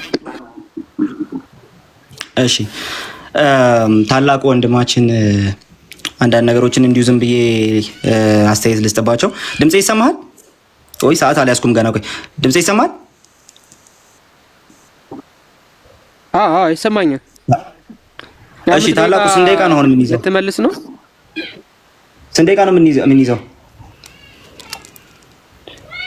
15 ይሁን ይሄ ደቂቃ መልሶ ሪቢዩታላችን 15 ደቂቃ ይሁን። ሪቢዩታል 15 ደቂቃ ኧረ ይሰለቻል። ምንም አይሰለችም። ነፍ ነገር ነው ያወራነውና 30 ደቂቃ ነው። እሺ 10 ደቂቃ በቃ። እሺ 10 ደቂቃ ያው 10 ደቂቃ 10 ደቂቃ ያው ሊይዝ ነው። 10 ደቂቃ ሊይዝ ነው። እሺ አይሮኒክ ኤንድ ስቱፒድ የሚል ቃል ተጠቅመሃልና ባለፈውም እንደዚህ አይነት ነገር አትጠቀም ብዬ ነበር ውይይት ላይ። ለማንኛውም እንግዲህ ስላመጣኸው ችግር የለውም። እሺ ብዙ የሚፈርስ ነገር የለም። ምን እንዳወራህ አላውቅም። ለማንኛውም ግን እስቲ የተወሰኑ ነገሮችን እንመልከት። በመጀመሪያ ከምንም ነገር በፊት ማለት ነው 81 ቀኖና ያላቸው ሌሎች አብያተ ክርስቲያናት አሉ አለ። አሁን ያሳየናል። እነዛ አብያተ ክርስቲያናት ልክ የኢትዮጵያ ኦርቶዶክስ ተዋሕዶ ቤተክርስቲያን እምነት፣ ስርዓት፣ አምልኮትና የውጭ ግንኙነት የተሰኘው መጽሐፉ ኦኬ 81 መጽሐፍትን በቀኖና ተቀብላለች ቤተክርስቲያናችን እንዳለው ልክ እንደዛው ማለት ነው ወንድማችን 81 ቀኖና ያላቸው አለ። ሶሪያን ምናምን ጠቀሰ ያላቸውን አብያተ ክርስቲያናት 81 ነው መጽሐፋችን ያሉትን አብያተ ክርስቲያናት በማስረጃ ያሳየናል። ነገር ግን ይሄ ካሁኑ እነግርሃለሁ ላም አለኝ በሰማይ ወተቷንም ማላይ የሚለው ተረት አይነት የሚያስተርትብህ ይመስለኛል። ለማንኛውም ግን እስቲ ወደ በኋላ ላይ ማስረጃ ታመጣለህ። እሺ ሌላ እንግዲህ ቀድሞ ቀኖናን ትርጉሙን አላነሳም ማለት ጥያቄዎች ስጠይቅ እኮ የቀኖና ትርጉም እያነሳው ነው። ለማንኛውም የቀኖና ትርጉም አንተ የሚገባሃል ሰሚዎቹ የሚገባቸዋል በማለት ቀኖና ማለት ብዬ አልጀመርኩም ትምህርት ላይ ስላልሆንም ማለት ነው። ለማንኛውም ጥያቄዎቹ ግን ቀኖናን በቀጥታ ዲፋይን የሚያደርጉ ነበሩ። ጥያቄዎቹን ረስተሃቸው ካልሆነ ወንድማችን። ሌላ ደግሞ ዲቫይንሊ ኢንስፓየርድ ብለው አላሰቡም ቀኖናን በተመለከተ ሲያወሩ አልክ። ነገር ግን አትናቴዎስ ፌስታል ሌተር 39 ላይ የአዲስና የብሉይ ኪዳን መጽሐፍትን ከጠቀሰ በኋላ ፋውንቴን ኦፍ ሳልቬሽን ካላቸው በኋላ ወንድማችን ተመልከት there are other books besides this indeed not received as canonical but having been appointed by our fathers to be read ዶስ ጀስት አፕሮቺንግ ኤንድ ዊሽንግ ቱ ቢ ኢንስትራክትድ እያለ ይቀጥላል። ቅድም ያነሳቸው ማለት ነው አባቶች። ኦኬ ፈርስት እና ሰከንድ ቲር ቡክ የሚባል ነገር አላቸው በቀኖናቸው ውስጥ ልክ ፋውንቴን ኦፍ ሳልቬሽን ብሎ እንዳስቀመጠው ማለት ነው። ልክ እንደዛ የሚያነሱት ነገር ይኖራቸዋል በቀኖናቸው ውስጥ ማለት ነው። ከዛ በኋላ ግን ቀኖናዊ ያልሆኑ ናው ሪሲቭድ አስ ካኖኒካል እንደ ካኖኒካል ያልተቀበልናቸው አለህና አስቀመጠ። ቀኖናን ዲቫይንሊ ኢንስፓየርድ ብለው አላሰቡትም ማለት አሁንም ቀልድ ነው ወንድማችን። ስለዚህ ቀኖና ብለው ሲያስቀምጡ ኤክሌሲያስቲካል እና ካኖኒካል ብለው እነ ሩፊነስ እንዳስቀመጡት ልክ እንደዛው ደግሞ ማስቀመጥም ይቻላል። ሩፊነስም ያንን ስላስቀመጠ ማለት ነው። ስለዚህ ሩፊነስ ሲያስቀምጥ ተመልከት ካኖኒካል እና ኤክሌሲያስቲካል ብሎ ነው የሚያስቀምጣቸው ራሱ ማለት ነው። ኦኬ ካኖኒካል እና ኤክሌሲያስቲካል ብሎ ነው የሚያስቀምጣቸው። ሉክ but it should be also known that there are other books which are called not canonical አለ። ኦኬ you see but ecclesiastical አለ። ስለዚህ ቱ ቲር ሆኑ መጽሐፍትን እንደዚህ እነ ቄርሎስ ዘኢየሩሳሌም ሲያስቀምጡ እንመለከታለን። ሶ ያ ነው። ሌላኛው ፖይንት ደግሞ እዚህ ጋር ያነሳው ነገር ምንድነው? እንደው ዮሴፍ ወልደ ኮሪዮንን ተቃወመና ከዛ እሱኑ ጠቀሰ አለ። ዮሴፍ ወልደ ኮሪዮንን ስጠቅስ እኮ እኔ ወንድማችን እንደ ታሪካዊ አስረጂ አርጌ እንዳቀረብኩት አስቀድሜ ነግሬህ ነበር። ረሳኸው መሰለኝ። ታሪካዊ አስረጂ ነው እንጂ ኢንፋሊብል የሆነ ነገር አይደለም አቅርቤ ያለ ያልኩ። ዮሴፍ ወልደ ኮሪዮን ያስኩልህ ማለት ነው። ወደ በኋላ ላይ የምትጠየቀው ጥያቄ አለ፣ ተዘጋጅ እዚህ ላይ ራሱ ማለት ነው። ነገር ግን ዮሴፍ ወልደ ኮሪዮንን መጽሐፍ ቅዱስ ነው ብዬ አይደለም የጠቀስኩልህ፣ ሂስቶሪካሊ ታሪካዊ አስረጂ ብዬ ነው የጠቀስኩልህ።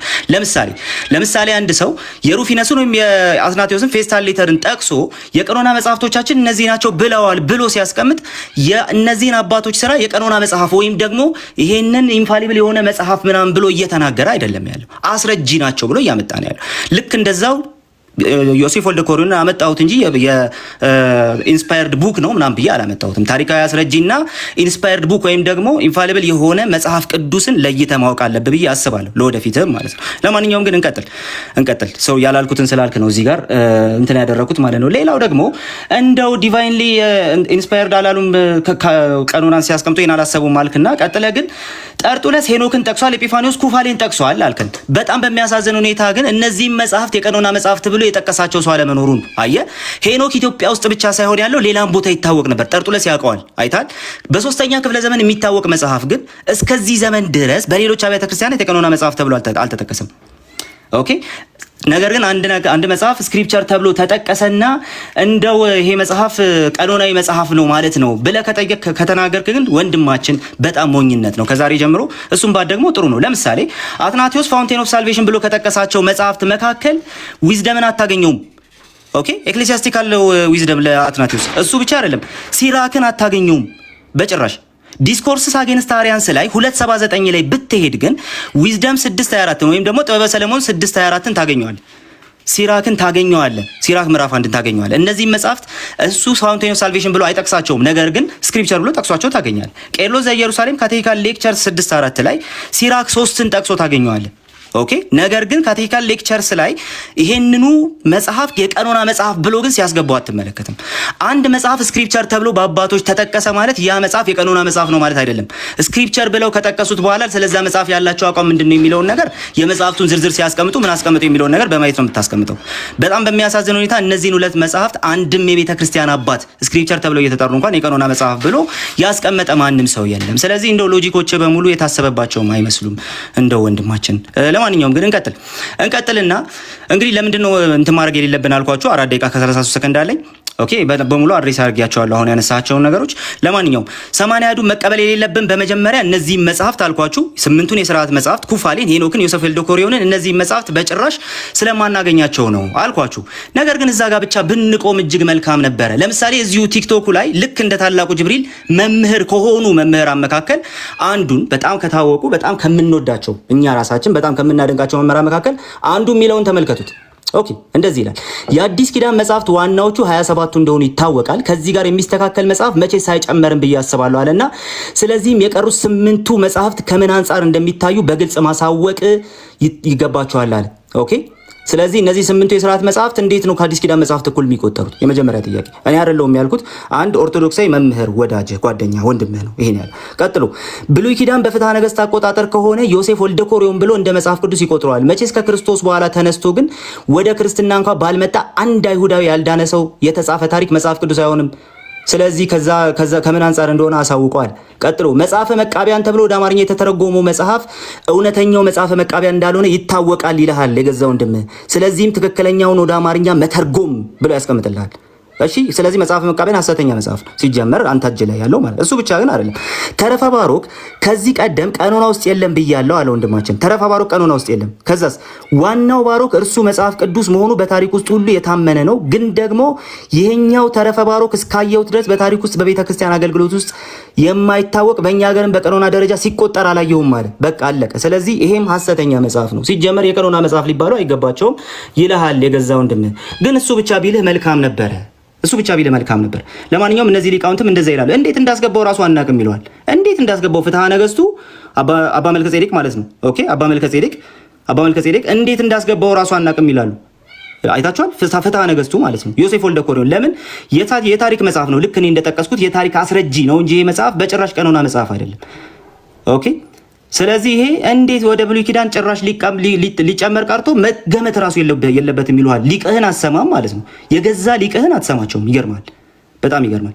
ሁለተኛ ምን ብያቸዋለሁ? እነዚህ የመቃቢያን መጽሐፍት እነዚህ ሰባው ሊቃናት ላይ ያሉ የመቃቢያን መጽሐፍት ኢትዮጵያው 80 አሐዱ ላይ የ2080 አሐዱ ላይ ልታገኙት ራሱ አትችሉ። የ2000 ላይ 1980 ላይ እጁ ላይ እነዚህኞቹ ካሉ የሰባው ሊቃናት ጥሩ ከሌሉ ሐሰተኛ ሰነድ ይዟል። መቃቢያን ነኝ ያለ መቃቢያን ያልሆነ ሐሰተኛ ሰነድ ይዘህ ነው ዛሬ ቀኖና ልትወያይ የመጣው። ያሳዝናል። ለማንኛውም ግን እንቀጥል። ቀጥሎ ግን የራሱ ሊቃውንት ምን ይላሉ? አባ መልከ ጼዴቅ አሁንም ምን ይላሉ?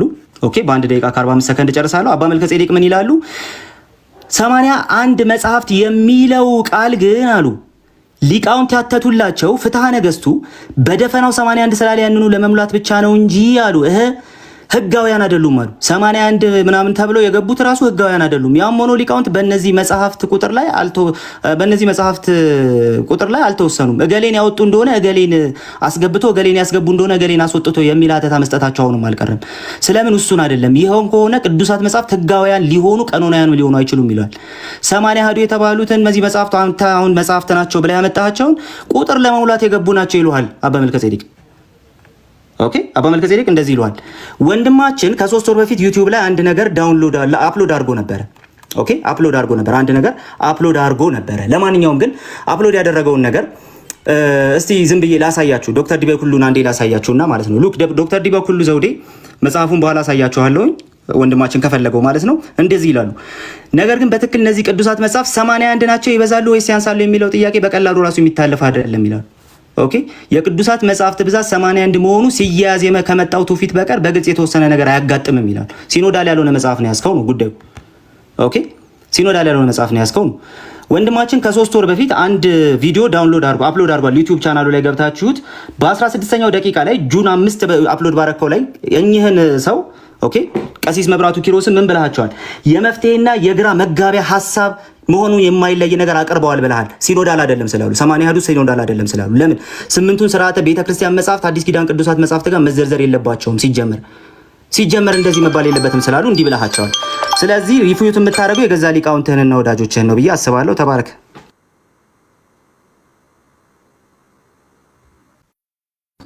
እሺ ሰዓት አልቆ ነበር። ጥሩ እሰማለሁ። ትሰማለህ ወዳጅ? ላስጀምርልህ?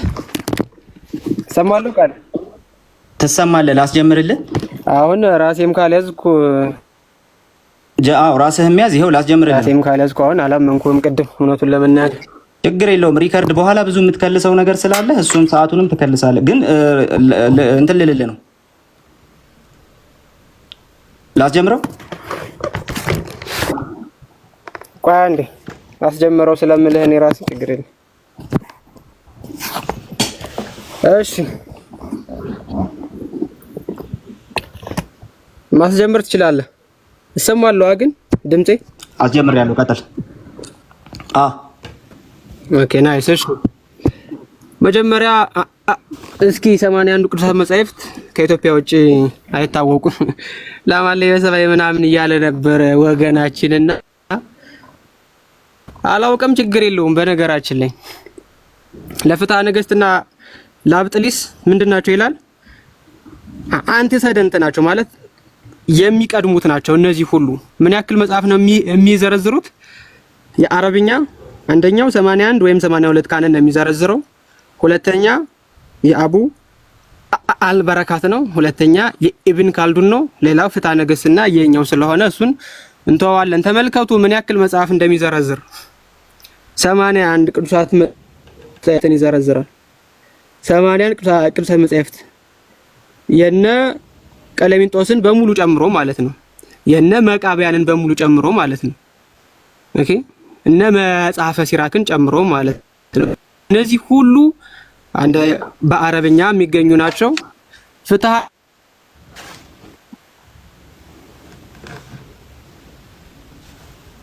ነገሥቱ ያመጣው ይሄው ከኢብን አልመግሙይ አሰፋዊ ይሄው ቀጥታ ማለት ነው። ፍትሐ ነገሥት ምዕራፍ 2 ማለት በእንተ ቅዱሳት መጻሕፍት የሚያወራው ነው። ይሄው the holy books we are commanded to accept at the holy church in the holy church ብሎ ማለት ነው። ሌላ ወንድማችን አፖስቶሊክ ካኖን ላይ ያለውን ባላየነ መሰለኝ ያለፈው እኔ እንዴት እንደሆነ እንኳን አላቅም። አፖስቶሊክ ኮንስቲቱሽን ማለት ይሄ ነው። ካኖን 85 ምን ያክል መጽሐፍት እንደሚዘረዝረው እስኪ እንይ። ምን ያክል መጽሐፍት እንደሚዘረዝረው በአጠቃላይ በቤተ ክርስቲያን የቀኖና መጽሐፍት ውስጥ የተሰሩ ቀኖናዎች እነዚህ ናቸው። 6 ቀኖናዎች አሉ። 6 ቀኖናዎች አሉ። አንደኛው 85ኛው የሐዋርያት ቀኖና ነው። ሁለተኛው የሎዶቅያ ጉባኤ ላይ 59ኛውና 50ኛው ነው። ሶስተኛው የካርቴጅ ጉባኤ ነው። የቅዱስ አትናቴዎስ አለ፣ የቅዱስ ጎርጎርዮስ አለ፣ የአንፊሎኪዮስ ደግሞ አለ ማለት ነው። እነዚህ ምን ያክል ነው የሚዘረዝሩት ነው ጥያቄው። አሁን አፖስቶሊክ ኮንስቲቱሽን ይሄው 76 77 78 79 80 81 81 ይዘረዝራል ማለት ነው። 81 ይዘረዝራል አፖስቶሊክ ኮንስቲቱሽን እና በጣም በሚገርም ሁኔታ ምን ይላል እዚህ ላይ መሰላችሁ? የቀለሚንጦስ መጻሕፍት በሙሉ and the constitution make Clemens address to you bishops in 8 books ይላል። አያችሁት? በ8 መጻሕፍት የተደራጁ እኔ ቀለሚንጦስ ለእናንተ የሰጧችሁ መጻሕፍት አሉ which are not to be published። አያችሁት? which are not to be published to all on account of the mystical things in them። በውስጣቸው በያዙት ምስጢራዊ ትርጉም የተነሳ ሁሉም እንዲሰጣቸው አልተፈቀደም ይላል። ለነማን ነው የሚሆነው? የሥርዓተ ቤተክርስቲያን ምንጮች ናቸው። ታዲያ ፍትሐ ነገሥት ምንድነው ያለው? ቅድም ወንድማችን አውጥቶ ሲያሳየን የሥርዓት መጽሐፍት ናቸው ብሎ ነው የሚያስቀምጠው። የሥርዓት መጽሐፍት ናቸው። ይሄው በቅዱስ ቤተክርስቲያን ሊቀበሏቸው የታዘዙ ቁጥራቸው 81 ሆኑ አምላካውያን መጽሐፍት አለ 73 ይዘረዝራል። 8ቱን ስትጨምሩበት ስንት ነው የሚሆነው? 81። ይሄ ከምኑ ጋር የሚገኝ ነው?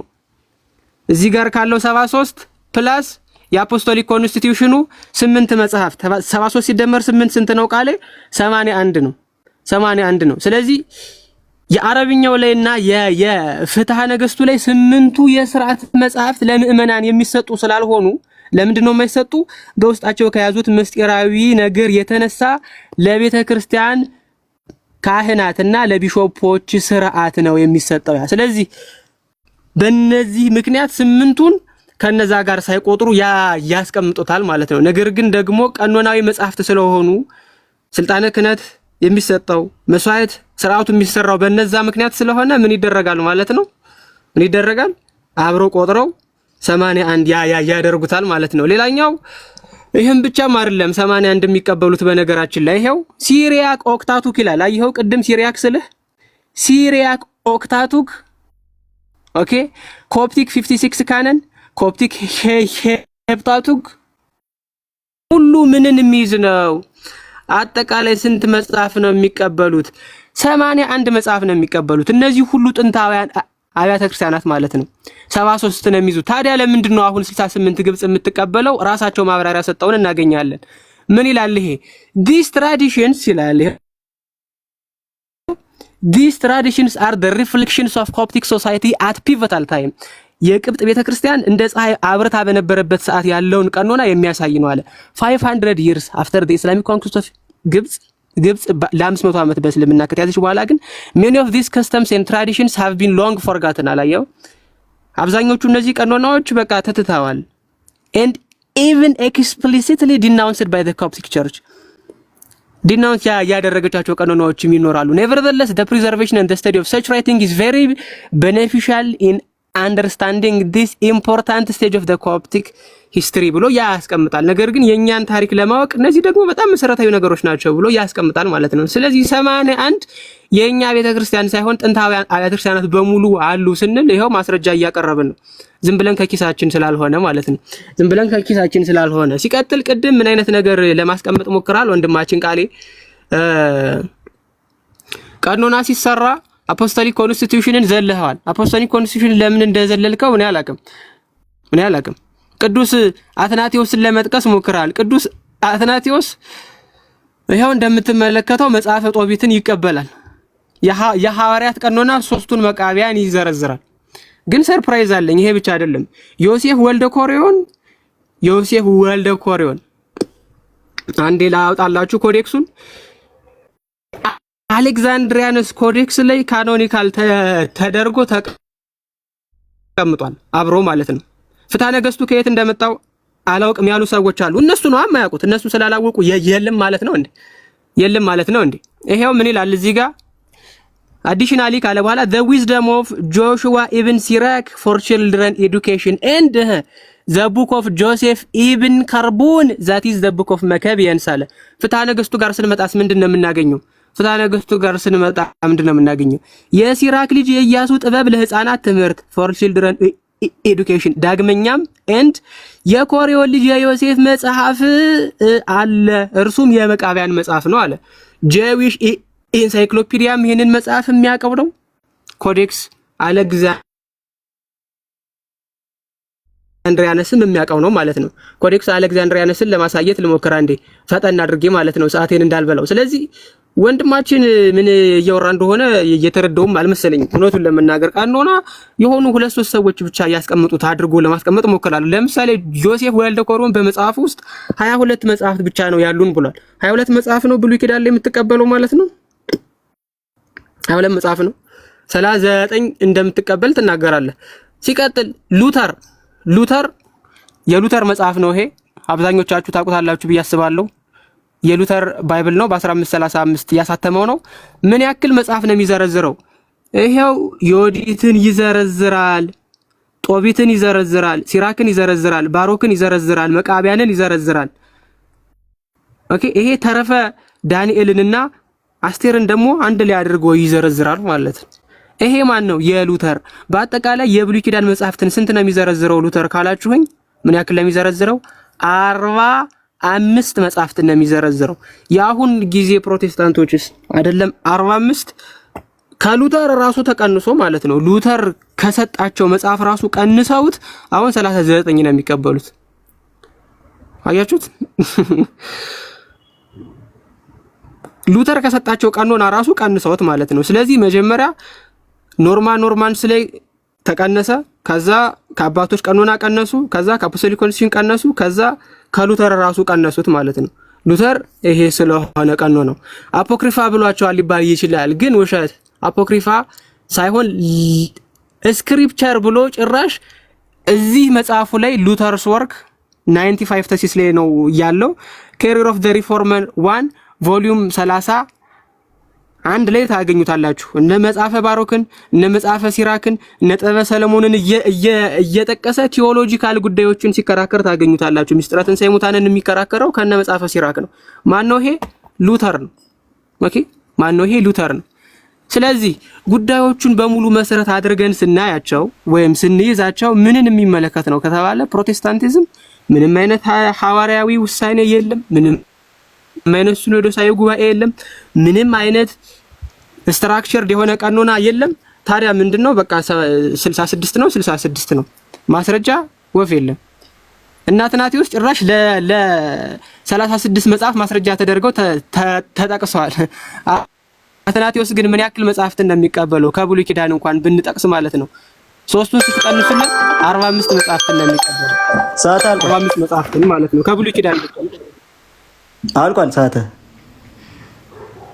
ኦኬ። እሺ ወንድማችን ግን እኔ አልጠገብኩም። 5 ደቂቃ ብንጨምር ምን ይመስላል? ሪቪውታል ትንሽ ሰዎችን በደንብ ያወራ ነው እንዲገባቸው እናፍታተው።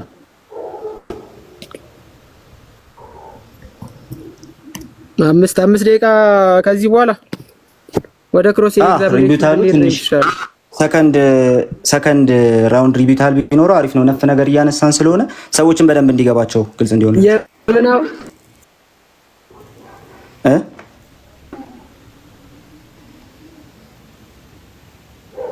አይ ወደ ክሮስ ኤግዛም ዳዩ አለ ቁም ነገሩ ያለው እዛ ላይ ነው አለ አልሰማም። እሺ አሁን ተሰምተሃል አለህ ወይ? ሉተር ምናምን ያልከውን ላነሳ ነበር እኔም ፈልጌ የነበረው። በእርግጥ 5 ደቂቃዋን እንዴት ነው? አይ ይበቃል። ወደ ጥያቄ እንሂድ። ወደ ጥያቄና መልስ እንሂድ። እሺ በእርግጥ ይበቃል። እሺ ስንት እናርገው? ጥያቄና መልስ 15 ደቂቃ ወገንታት። እሺ እንዳንጫጫ ጌታ ይረዳናል። እንዳንጫጫ ጌታ ይረዳናል። ለማንኛውም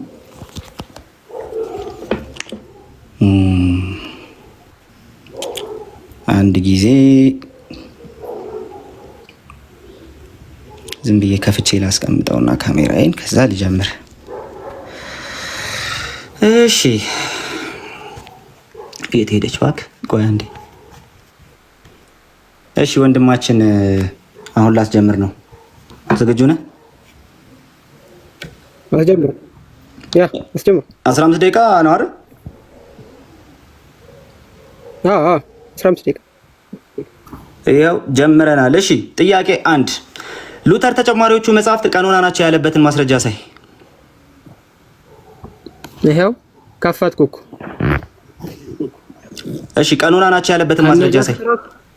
ከነ ሌቪቲከስ ከነ ነምበርስ ጋር ነው የሚጠቅሰው። እነማን ቀኖና ናቸው ያለበትን ማስረጃ ነው ያልኩ ወንድማችን። እነ ጦቢያ ይሄው ፊት ለፊትህ እኮ ነው። አታየው? ምን ቪዲዮ ቀኖና ናቸው ያለበትን ማስረጃ ነው ያልኩ። የመጽሐፍት ሊስት አልጠየቅኩህም ወንድማችን እኮ። ይሄ ቀኖና ነው ወይስ አይደለም? እሱ ተጨማሪዎቹ መጽሐፍት ቀኖና ናቸው ያለበትን ማስረጃ ነው ያልኩህ እኮ። ይሄውና ከቀኖናዊ መጽሐፍት ጋር ዘርዝሮታል ሉተር ራሱ። በቃ እሺ እሱ ጥያቄ ይቅርብህና ቆይ እሱ ጥያቄ ይቅርብህና ጥያቄን እየሰማ ሉተር እነዚህን ተጨማሪዎቹ መጽሐፍት ማጠየቀ እንዴ? ተመለስ። ጠየቀኝ እኮ ማጠየቀ። ተመለስ። ጊዜ አትግደል እንዴ? ተመልከቱት። አረ ጊዜ እየገደልኩ አይደለም። ተመለስ። ማጠየቀህ ሌላ ጥያቄ እየጠየቁ ነው። ሉተር ስክሪፕቸራል መሆናቸውን እንደተናገረ ላሳይህ ፕሊዝ። እድል ስጠኝ። ቀኖና ናቸው የሚለውን ልታሳየኝ የፈለከው? ስክሪፕቸር ብሎ ቅዱሳት መጻሕፍት ብሎ ጠቅሷቸዋል። በቃ አልፌዋለሁ። ምንም ራሱ እየገባህ አይደለም። ወደ ሁለተኛ ጥያቄ መልሰው። የቅድሙ ሊስት መልስልኝ እስኪ። ወደ ሁለተኛው ጥያቄ መልስልኝ። ወደ ሁለተኛው ጥያቄ ልግባ። መልስልኝ። እሺ ተጨማሪዎቹን መጻሕፍት ምን ብሎ ነው ርዕስ የሰጣቸው? እስቲ አንብበልኝ። ይሄንን ነው 12ቱ የሐዋርያት መጻሕፍት ነው የሚለው። ይኸውልህ እስከዚህ ድረስ ዘረዘረ። 12ቱ የሐዋርያት መጻሕፍት ነው የሚለው እሱ። ተጨማሪዎቹ መጻሕፍት የሐዋርያት መጻሕፍት ብሎ ይጠራቸዋል።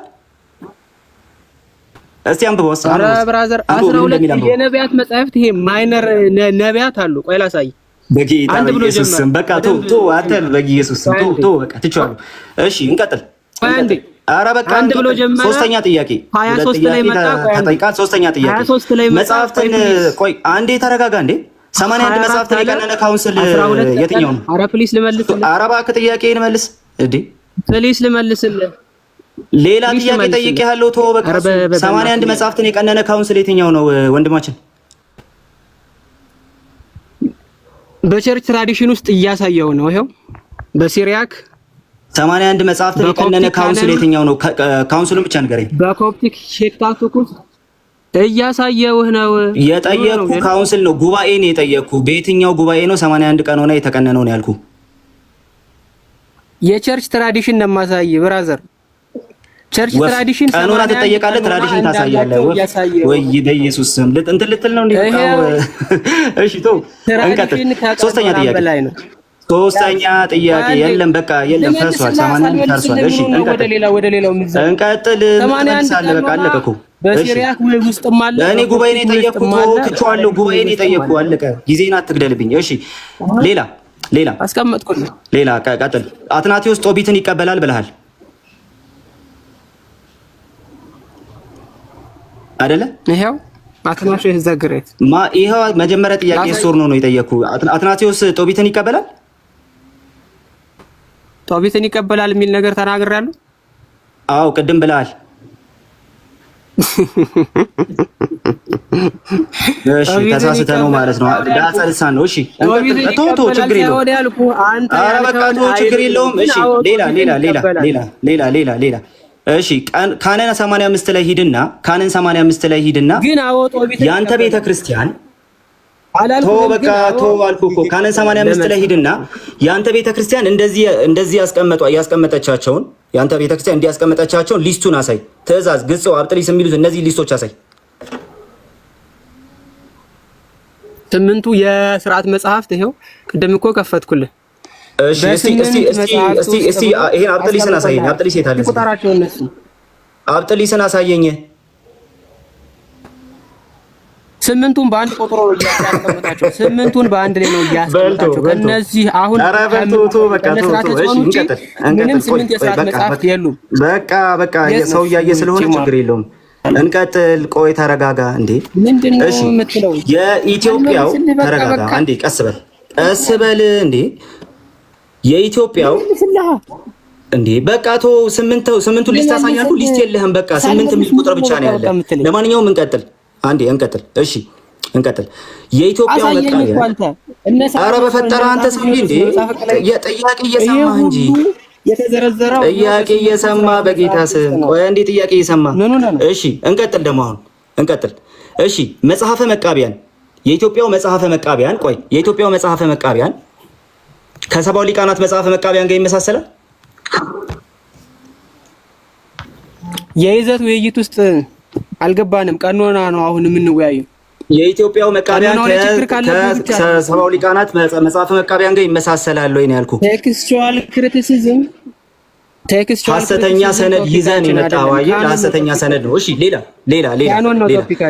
የመቃቢያን በቃ ቶ የመቃቢያን ሶስት መጽሐፍት አሉ። ካኖን ላይ ጥያቄ ካለ ጠይቃለህ። እሺ ይሄው በቃ የኢትዮጵያ የመቃቢያን ሶስት መጽሐፍት ማለት ነው። እሺ ቶ በቃ ይሄው እየጠየቅኩ ነው። ተረጋጋ ወንድማችን። የመቃቢያን ሶስት መጽሐፍት አንዴ ተረጋጋ እንዴ። እሺ እሰጥሃለሁ። ምን ትመልሳለህ? ምን መልስ ይዘህ መጣህና ሲጀመር ግን እሺ የመቃቢያን ሶስት መጽሐፍት ሉክ ወደ አማርኛ የተተረጎመ መጽሐፍ እውነተኛው መጽሐፈ መቃቢያን አይደለም ይላል ወንድምህና 81ዱን የሞሉት እነዛ ሶስት መጽሐፍት እውነተኞቹ መቃቢያን ናቸው። እንደዛ ብሎ የሚናገረውን ሰው ጠይቀው። እኔ አንተን የጠየቅኩህ አንተ እውነተኞቹ ናቸው ትላለህ ወይ ነው ያልኩህ። እንደዛ ብሎ የተናገረውን ሰው ጠይቀው። አንድ ቤተክርስቲያን ተቀምጣችሁ የመጽሐፍ ቅዱስ ስምምነት እንኳን የላችሁም። እሺ እንቀጥል። ተረፈ ባሮክ መጽሐፍ ቅዱስ ነው ብለህ ታምናለህ? አዎ ቀኖና ውስጥም አለ ማሳየትም ስለምችል። ተረፈ ባሮክን ቀኖና ውስጥ ያስገባ ማን ነው? ላሳይ ነዋ። ተረጋጋ ብራዘር። ኧረ ጠይቄ ዝም ነው ያልኩት ወንድማችን።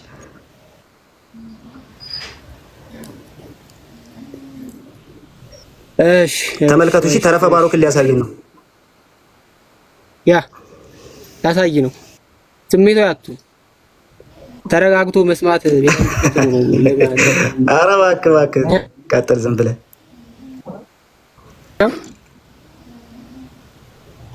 መጀመሪያ ከፍትሐ ነገሥት ከዛ ደግሞ ከእንግሊዘኛው ቅጂ ነው የማሳየህ። የእንግሊዘኛውን ቅጂ አምጣው። ፍትሐ ነገሥቱን ተውና እንግሊዘኛ ቅጂውን አምጣው እስቲ። ተስማምተናል? የእንግሊዘኛውን ቅጂ አምጣው ነው ያልኩህ። ለምንድን ነው ፍትሐ ነገሥቱን የምትለው? የእንግሊዘኛውን ቅጂ አምጣው። ፍትሐ ነገሥትን መከራከሪያ አድርገህ ስታቀርበው ነበር እኮ የእንግሊዘኛውን ቅጂ ጠየቅኩህ እንዴ? ጥያቄ እኮ ነኝ። ሰዓቴን አትብላብኝ እንጂ በልቶ አንተ የመመለስም ራሱ እንትኑም የለህም አቅሙም እንትኑም የለህም። ለማንኛውም እንቀጥል። እንግዲህ አንተ ስቱፒድ ብለህ ስትናገር የነበርከው ማለት ነው። ለማንኛውም ግን እንቀጥል። ግድ የለህም ተው፣ ችግር የለውም እንዴ። ተረጋጋ ቆይ ችግር የለውም እንዴ። አንዴ ተረጋጋ፣ ችግር የለውም። ሰዓቴን እየገደልክብኝ ነው፣ አትረብሽ እንዴ። ሳልመልስ ምኑን ነው ተረጋጋ የምትለኝ? ሰዓቴን እየገደልክ ነው፣ አትረብሽ እንዴ። ቆይ አንዴ ረጋ በል። እሺ ይኸውልህ ተመልከት። ሉክ ተመልከት 81 መጽሐፍት የሚለው ይላሉ አባ መልከ ጼዴቅ። ቃል ግን ሊቃውንት ያተቱላቸው ፍትሐ ነገሥቱ በደፈናው 81 ስላለ ያንኑ ለመሙላት የገቡ ናቸው እንጂ ህጋውያን አይደሉም ይላሉ። ከዚህ ስቴትመንት ጋር ተስማማለሁ ወይስ አትስማማም? አባ መልከ ጼዴቅ የቤተ ክርስቲያናችን ቀናኝም አይደሉም። እኛ መዋቅር የሚመራ ተስማማለህ አትስማማም ያልኩህ? ተስማማለህ ወይስ አትስማማም ነው ያልኩህ? ሄደህ ጠይቃቸው እሳቸው። በአንድ ሰው ሐሳብ የመስማማት አትስማማም። የገዛ ሊቃውንትህን ራሱ አትቀበልም። እሺ ቶ በቃ ቶ ብቻ ነው የምቀበለው። ተወው፣ የገዛ ሊቃውንትህን ራሱ አትቀበልም ማለት ቶ። እሺ እኔ አሁን እዚህ ጋር ደግሞ አንድ ቀሲስ ዲበኩሉ እሺ ቶ ችግር የለውም አልኩህ እንዴ። ችግር የለውም በቃ እንዴ። ቀሲስ ዲበኩሉ ዘውዴን ደግሞ ዶክተር ዲበኩሉን ደግሞ እስቲ እንያቸው። ሶስተኛው አማራጭ ስለ 80 አሐዱ ሲናገሩ ማለት ነው። ሶስተኛው አማራጭ በታሪክ በኩል ትክክለኛ ተረጋጋ። እኔ ጥያቄ ልጠይቅ እንዴ። ግለሰብ ተረጋጋ እኮ ተረጋጋ እንዴ። እሺ ምን አገባ? ጥያቄው የኔ አይደል እንዴ? በኋላ ላይ ነው የምትመልሰው አንተ። 8ቱ ሐዋርያት ትእዛዛት ምስለ ቀለሜንጦስ እንደ ፍትሐ ነገሥት መተርጉማንና እንደ ሊቃውንት ጉባኤ 2 መጽሐፍተ ኪዳን 4 መጽሐፍተ ሲኖዶስ እያሉ ይመጡና እነዚህ በታሪካዊ ሀቅ ተረጋግጠው እስኪለዩ ድረስ ለጊዜው የተሻለው አማራጭ 76 መጽሐፍትን መቀበል ነው ይላሉ። ከዶክተር ዲበኩሉ ጋር ተስማማለህ ወይስ አትስማማም? ሲኖዶሳዊ ውሳኔ ብቻ ነው የምቀበለው። አሁንም ደግሜ ነው ዶክተር ዲበኩሉ ማስተማሪያ አድርጋቸው ነበረ ትምህርት ላይ። አሁን ደግሞ ካድካቸው። ዶክተር ዲበኩሉ ራሱ ካድካቸው። እናመሰግናለን። እሺ ሲኖዶሳዊ ውሳኔ ነው የምቀበለው። በቃ ቶ እንቀጥል፣ ችግር የለውም። ሲኖዶሳዊ ውሳኔ መሆኑን ደግሞ አሁን ልንመለከት ነው። እሺ እንሂድ። አሁን ደግሞ ቀሲስ መብራቱ ኪሮስ ምን እንደሚሉ እንመልከት። ላንብብላችሁና ትመልሳለህ። ብፁዕ አቡነ መልከ ጼዴቅ ከሰባ ሊቃናት ሆናን ብለው ይመጡና ስለዚህ የመጀመሪያው አማራጭ በሰባ ሊቃናት ትርጉም የሚገኙትን 49 ተረጋጋ። አሁንም ግለሰብ ነው። እሺ አዎ ግለሰብ ነው የምጠቅሰው። ተረጋጋ። እሺ እንቀጥል።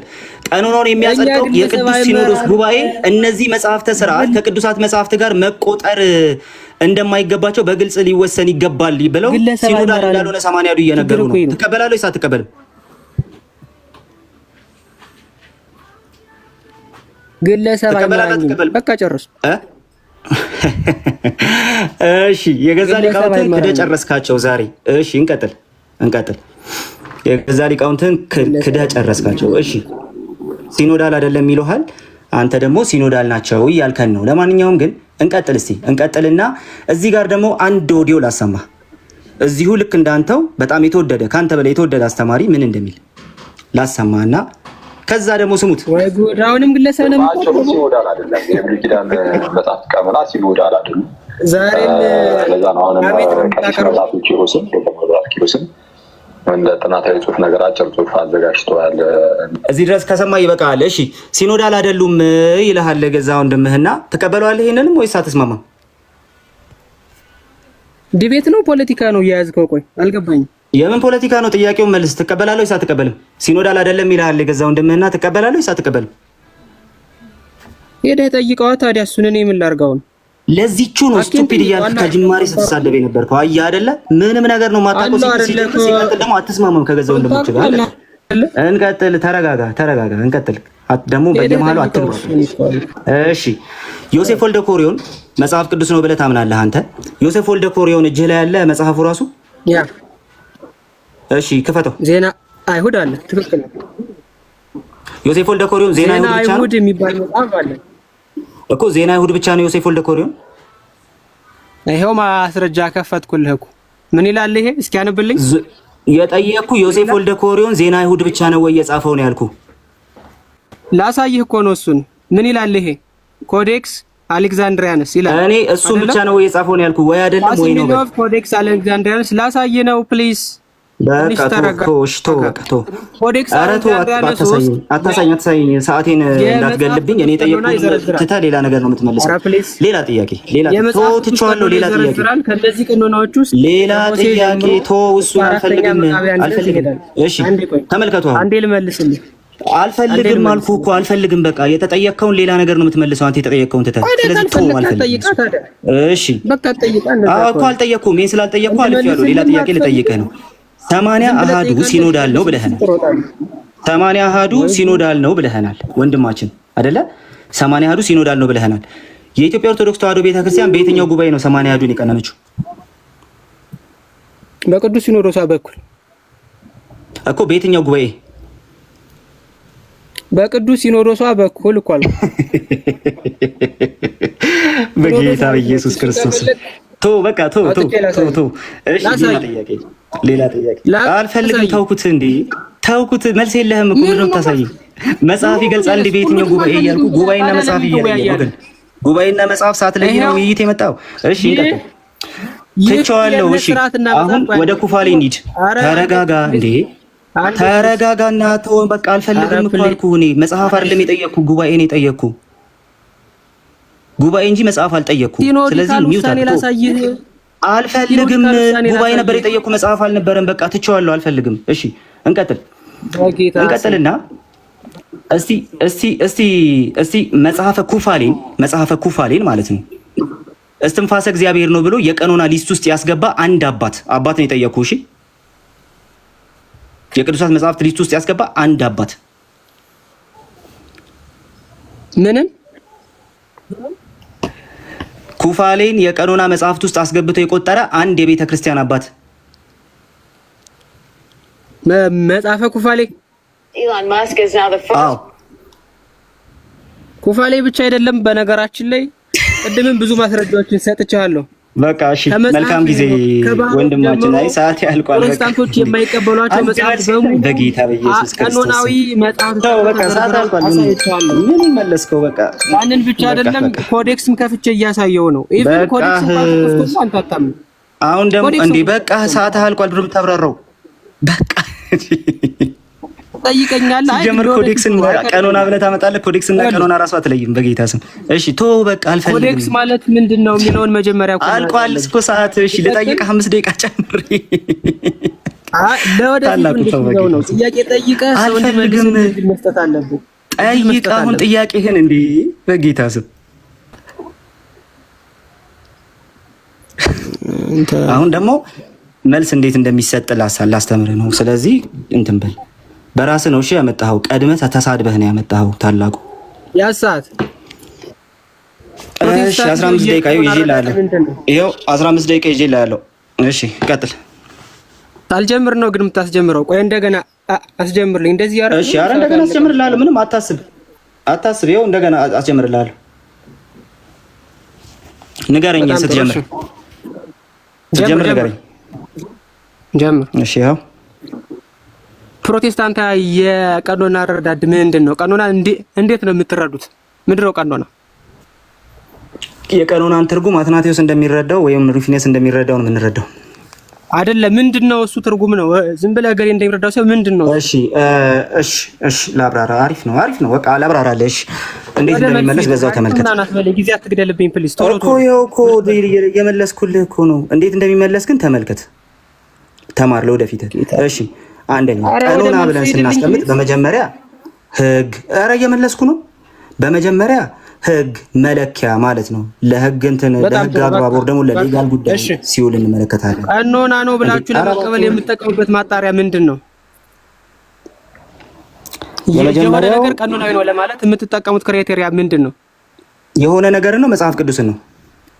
ምንም ነገር ይሁን መጽሐፍ ቅዱስ ምንም ነገር አይደለም። ቀኖናዊ ነው ለማለት የምትቀበሉት ምንም ነገር ላይ አይደለም የምንወያየው። መጽሐፍ ቅዱስ ላይ አተኩር። እሺ መጽሐፍ ቅዱስን ለመቀበል የምትጠቀሙበት ክራይቴሪያ ምንድን ነው?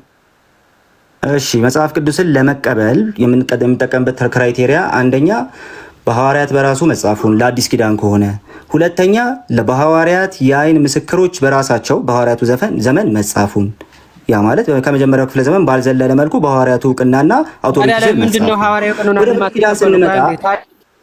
ኧረ በጌታ ለምንድን ነው ሐዋርያው ቀኖናን የማትቀበለው? ቆይ አንዴ ሐዋርያው ቀኖናን ለምንድን ነው የማትቀበለው? እንኳን እኔ ኮፕቲክ ራሱ አትቀበለውም። ኮፕቲክ ኦርቶዶክስ አንተ ለምንድን ነው የማትቀበለው?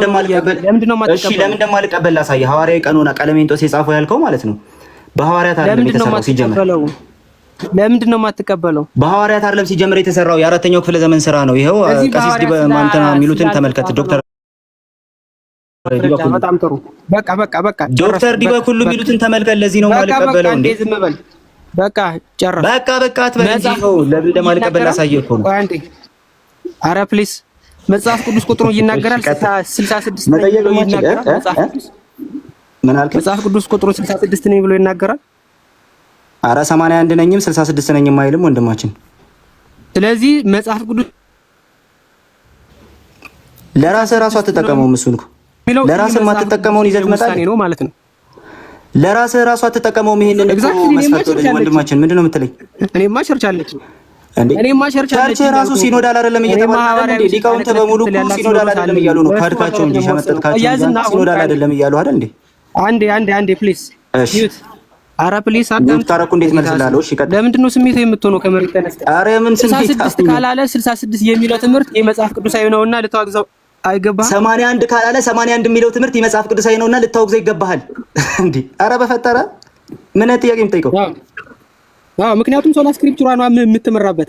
ሶላ ስክሪፕቹራና ሶሎ ስክሪፕቹራ ላይ ወንድማችን ገና እሱን ራሱ አለየህም። ስንቴ ነው እሱ እንትን ማደርግህ እንዴ? ፕሊዝ መጽሐፍ ቅዱስ ላይ የሌለ ምንም ነገር ስለማትቀበል እና 66 የሚል ማን ያለ ማን የነገረ? እንደዛ ብሎ ማን የነገረ? ማን ነው እንደዛ ብሎ የነገረ? መጽሐፍ ቅዱስ ውስጥ የሌለ ምንም ነገር አይቀበልም ቃል ያለ ማን ነው? መልስ የለህም። እሺ በቃ ቀጥል። ቀኑና መለስኩልህ እኮ መጠየቃችን እንጂ መልሼ ማለት ነው። ቀጥልሽ አንዴ ፕሊዝ። ቀኑና የመወሰን ስልጣን የማን ነው? አንዴሽ አሁን ትንሽ ልረጋጋና ምንም እንዳልናገር ቀጥል አሁን። እሺ ቀኖና የመወሰን ስልጣንና መብቱ የማን ነው? የቤተ ክርስቲያን የሐዋርያት። በጣም ጥሩ። ቤተ ክርስቲያንህ ቆይ አንዴ ቤተ ክርስቲያንህ 66 ነው ብላ የወሰነችበት አንድ ጉባኤ ስጠኝ። ፕሮቴስታንት የቷ ቤተ ክርስቲያን? ምን አቀልሃለሁ? 99 ሺህ ናችሁ። አንድ አቀልሃለሁ። እሺ ቤተ ክርስቲያን የማታውቃትም። እኔ ቤተ ክርስቲያን ስል በዩኒቨርሳል መልኩ አባቶችን ባካተተ መልኩ የተቀመጠ ነገር ነው እያወራ ያለሁት። ያንተ ምንድነው የሌለን መሰረተ ክርስቶስ? ቆይ አንዴ መሰረተ ክርስቶስ ልጀምር ነው። የኔ አባት በእድሜ የሚበልጣት ቤተ ክርስቲያን ናት። ስለዚህ ጥንታዊ ተሳደብ፣ ችግር የለውም። እኔ ክርስቲያን ነኝ። አልሰድብም። መልሽ ተሳደብ፣ ችግር የለውም። ስድብ አይደለም፣ ይሄ ፋክት ነው። እሺ ችግር የለውም እኮ በቃ አባትህን ጌታ ይባርክልን። አሁን አባትህን ውሳኔ የወሰነችበትን ለምን አትወያይም? ዝም ብለህ ቤተክርስቲያን ውሳኔ የወሰነችበትን ማስረጃ እስቲ እንዴ። ቤተክርስቲያንማ ይኸውልህ ከፈርስት ሴንቸሪ ጭምር ትመዛለች ማስረጃማ። ይኸው እኮ ቆይማ እንዴ ለምሳሌ ሩፊነስ አለ ላምጣ፣ ጄሮም አለ። መሰረተ ክርስቶስ ነበረች። ፈርስት ሴንቸሪ ነው። መሰረተ ክርስቶስ የመጀመሪያውን ቤተክርስቲያን እምነት ነው የተቀበለችው። በቃ ጥሩ። አሁን ተመልከት። ኦርቶዶክስ ተዋህዶ ቤተክርስቲያን ራሱ ነበረች እንዴ? ግን ወንድማችን ቆይ አንዴ ፕሊዝ። እሺ ፈርስት ሴንቸሪ ላይ ብቻ ሳይሆን በአጠቃላይ ቀኖና ውስጥ 66 ብሎ ቀኖናን የወሰነ አንድ ጉባኤ ስጠኝ። ምን ድገምልኝ ጥያቄውን ድገምልኝ። ችግር የለውም። መጽሐፍ ቅዱስ ብሎ 66 ብሎ የወሰነ አንድ ጉባኤም ይሁን አባት ስጠኝ። ትራዲሽንም ቢሆን ጄሮም 66 ነው የሚቀበለው። ቀኖናዊ ብሎ የሚቀበላቸው 66 መጽሐፍት ናቸው። ፕሮሎጎስ ጋላትያስ ላይ ላሳይክ። ክፈተው እና 66ቱን ቆጥረህ ታሳየናለህ ከአሁን ፕሮቴስታንት ጋር እንደሚገጥም ማለት ነው። መልካም እሺ። ፕሮሎጎስ ይኸውና ተመልከት። ፕሮሎጎስ ጋላትያስን ነው እየጠቀስን ያለ ነው።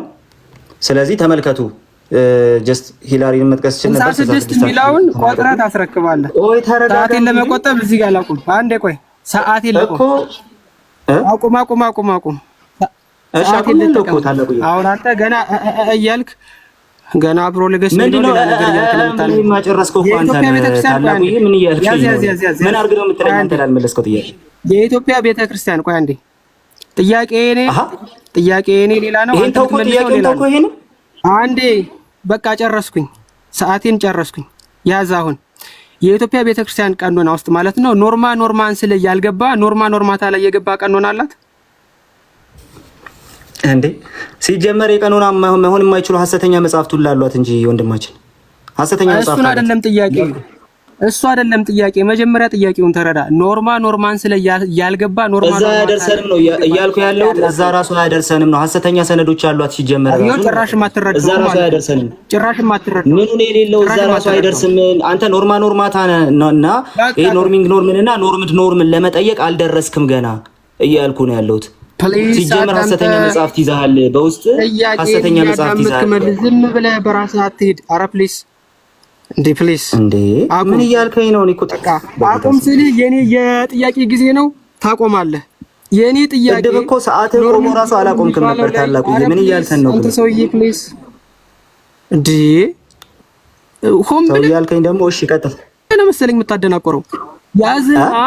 ያዝና የኔ ጥያቄ በጣም ቀላል ነው። ጥያቄ በካኖን ዋን ላይ ገብቶ ወይም በካኖን ዋን ላይ ሳይገባ ካኖን ቱ ላይ የገባ አንድ መጽሐፍ ጥቀስልኝ ከ80 አንዱ መጽሐፍ ቅዱስ ውስጥ እገሌ ብለህ።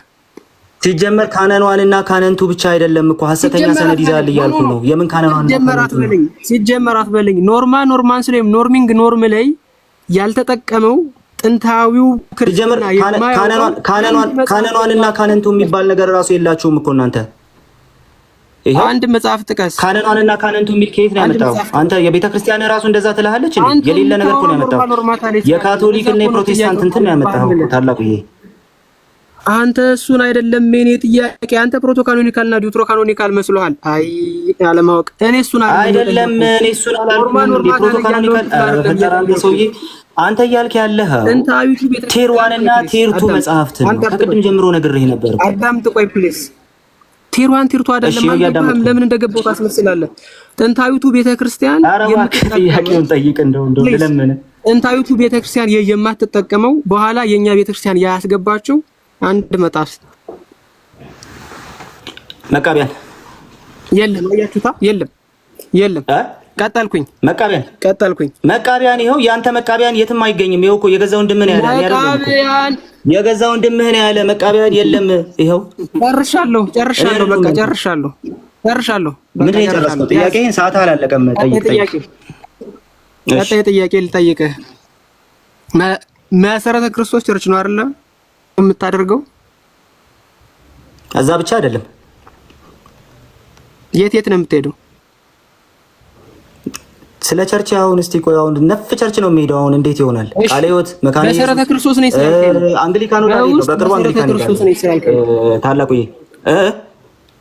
በጣም ጥሩ። በውስጥ መሰረተ ክርስቶስ ነው ይስራል ነው የጠየቁ።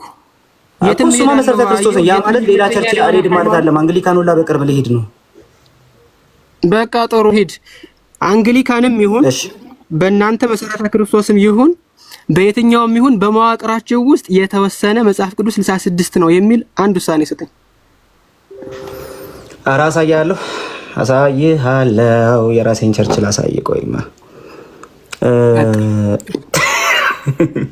ይቃን ባንታ አይደለም። እሺ እዚህ ጋር የሆነ ሜሴጅ አይቼ እሺ አንድ ጊዜ ታገሰኝ። እሺ ቆይ ሰዓትህን ቆይ ፖዝ ላድርግልህ። እሺ እስከማወጣው ድረስ ኡፕስ ስንት ነው የሚለው? አንተ ጋር ሰዓትህ ስንት ነው የሚለው? 4 ደቂቃ ላይ ነበርክ እዚህ። ዘግቼ ነው ያስጀመርኩት አክቹአሊ። ስለዚህ 4 ደቂቃ ላይ ነህ። እሺ አለው። እሺ 5 ደቂቃ ይኸው 5 ደቂቃ ላይ 4 ደቂቃ ከምናምን ላይ ነበርክ። 5 ደቂቃ ላይ ይኸው አስጀምርልሃለሁ። አንድ ጊዜ ላውጣ አንተኔን በቃ ሰዓት ለመቆጠብ በቃ ትተነዋል። አይ አይደለም ፖዝ አድርጌልሃለሁ እኮ ይኸውልህ፣ ፖዝ አድርጌልሃለሁ። ትተነዋል። ላሳየህ ነው። ትተነዋል። በቃ ተውኩት። ፖዝ አድርጌልህም ፌቨር አድርጌልህም። እሺ አስጀምረው። አይ በቃ ምንም የምታመጣው ምንም አይነት ባይንዲንግ ዲሲሽን ስለሌለ ትቼዋለሁ። አይ ልሰጥህ ነበር አትፈልግም። እንግዲህ ጠይቆ የማይፈልግ ጠይቆ የሚሮጥ የመጀመሪያ ሰው በር መጥቶ እንደሚሮጥ እሱን ካንተ በላይ ማንም የሚያደርገው የለም። እሺ በጥንታዊቱ ቤተክርስቲያን ውስጥ ኧረ ፕሊስ አዳምጥ። ዝም ብለህ በጣም ፖለቲካ ለምን ትሰራለህ? ኧረ እያዳመጥኩ ነው። ፖለቲካ የመሰለህ እኮ አንተ ነህ እንዴ? በቃ ጀስት በውይይት ተበልጠሃል። እሺ ተው በቃ ጥሩ፣ እንኳን ደስ አለህ። እሺ የኔን ጥያቄ አዳምጠህ ለመመለስ ሞክር። እሺ ጥያቄ ነው እንዴ? እሺ የሚለው እሺ በፕሮቴስታንት ውስጥ ቆይ አንዴ ልመል። ኧረ በእናትህ አንተ በፕሮቴስታንቲዝም ውስጥ በየትኛውም ዲኖሚኔሽን አሁን አንተ እዛም እዚህም ስለምትሄድ በየትኛውም ዲኖሚኔሽን ሲኖዶሳዊ ውሳኔ አለ ወይስ የለም? አለ ወይም የለም ነው የምትለኝ? አይ ጀስት በኦርቶዶክስ ትራዲሽን አይነቱ ላይሆን ይችላል። ነገር ግን እያንዳንዱ የራሱ የእምነት አቋምና በመጀመሪያ ቸርቹ ሲጀምር አለ ወይም የለም ነው የምትለኝ? እንዴ መለስኩልህ ነው። አታቋርጠኝ እንጂ መርሳል የጠየቀኝ። ስለዚህ ልመልስልህ። አለ ወይስ የለም? እንዴ አለ። እንደናንተ አይደለም እንጂ አለ። እሺ ሲኖዶሳዊ ውሳኔ ካሳየን እስኪ በፕሮቴስታንት ውስጥ እንደናንተ አይደለም እንጂ አለ እኮ። ላሳየህ ነው። ቆይ ፖዝ ላድርግልህና ላውጣልህ። ፖዝ ላድርግልህ እንጂ ማለት እንደናንተ አይደለም እኮ። የአመራር ስልታችን እንደናንተ አይደለም። ነገር ግን ሲኖዶሳዊ እንትን እንደናንተ ባይሆንም አለን ብዬ ላውጣልህ እኮ ነው። ይኸው ፖዝ አድርጌልሃለሁ። ላውጣልህ ነው። እሺ አንዴ ላውጣልህ። እሺ ላውጣልህ። በጣም ፈኒ። ምኑ ነው ፈኒ? ማስረጃም ሲወጣልህ ነው ፈኒ የሚሆንብህ። ማስረጃ ሲወጣልህ ከሳክማ ስታንዳፕ ኮሜዲ ብታይ ምን ልትሆን ነው ወንድማችን?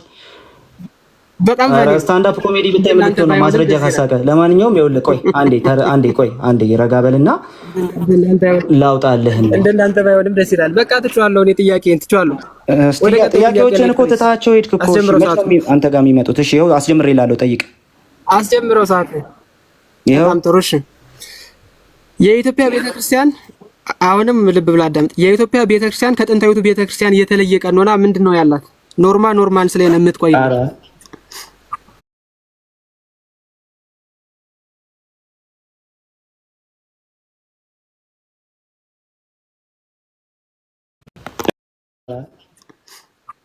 እሺ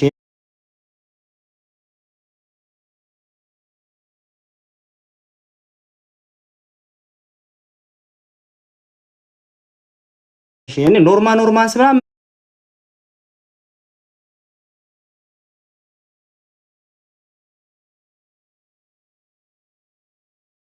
የምትለው ነገር እኔ ኖርማን ስራ የምትለው ነገር እናንተ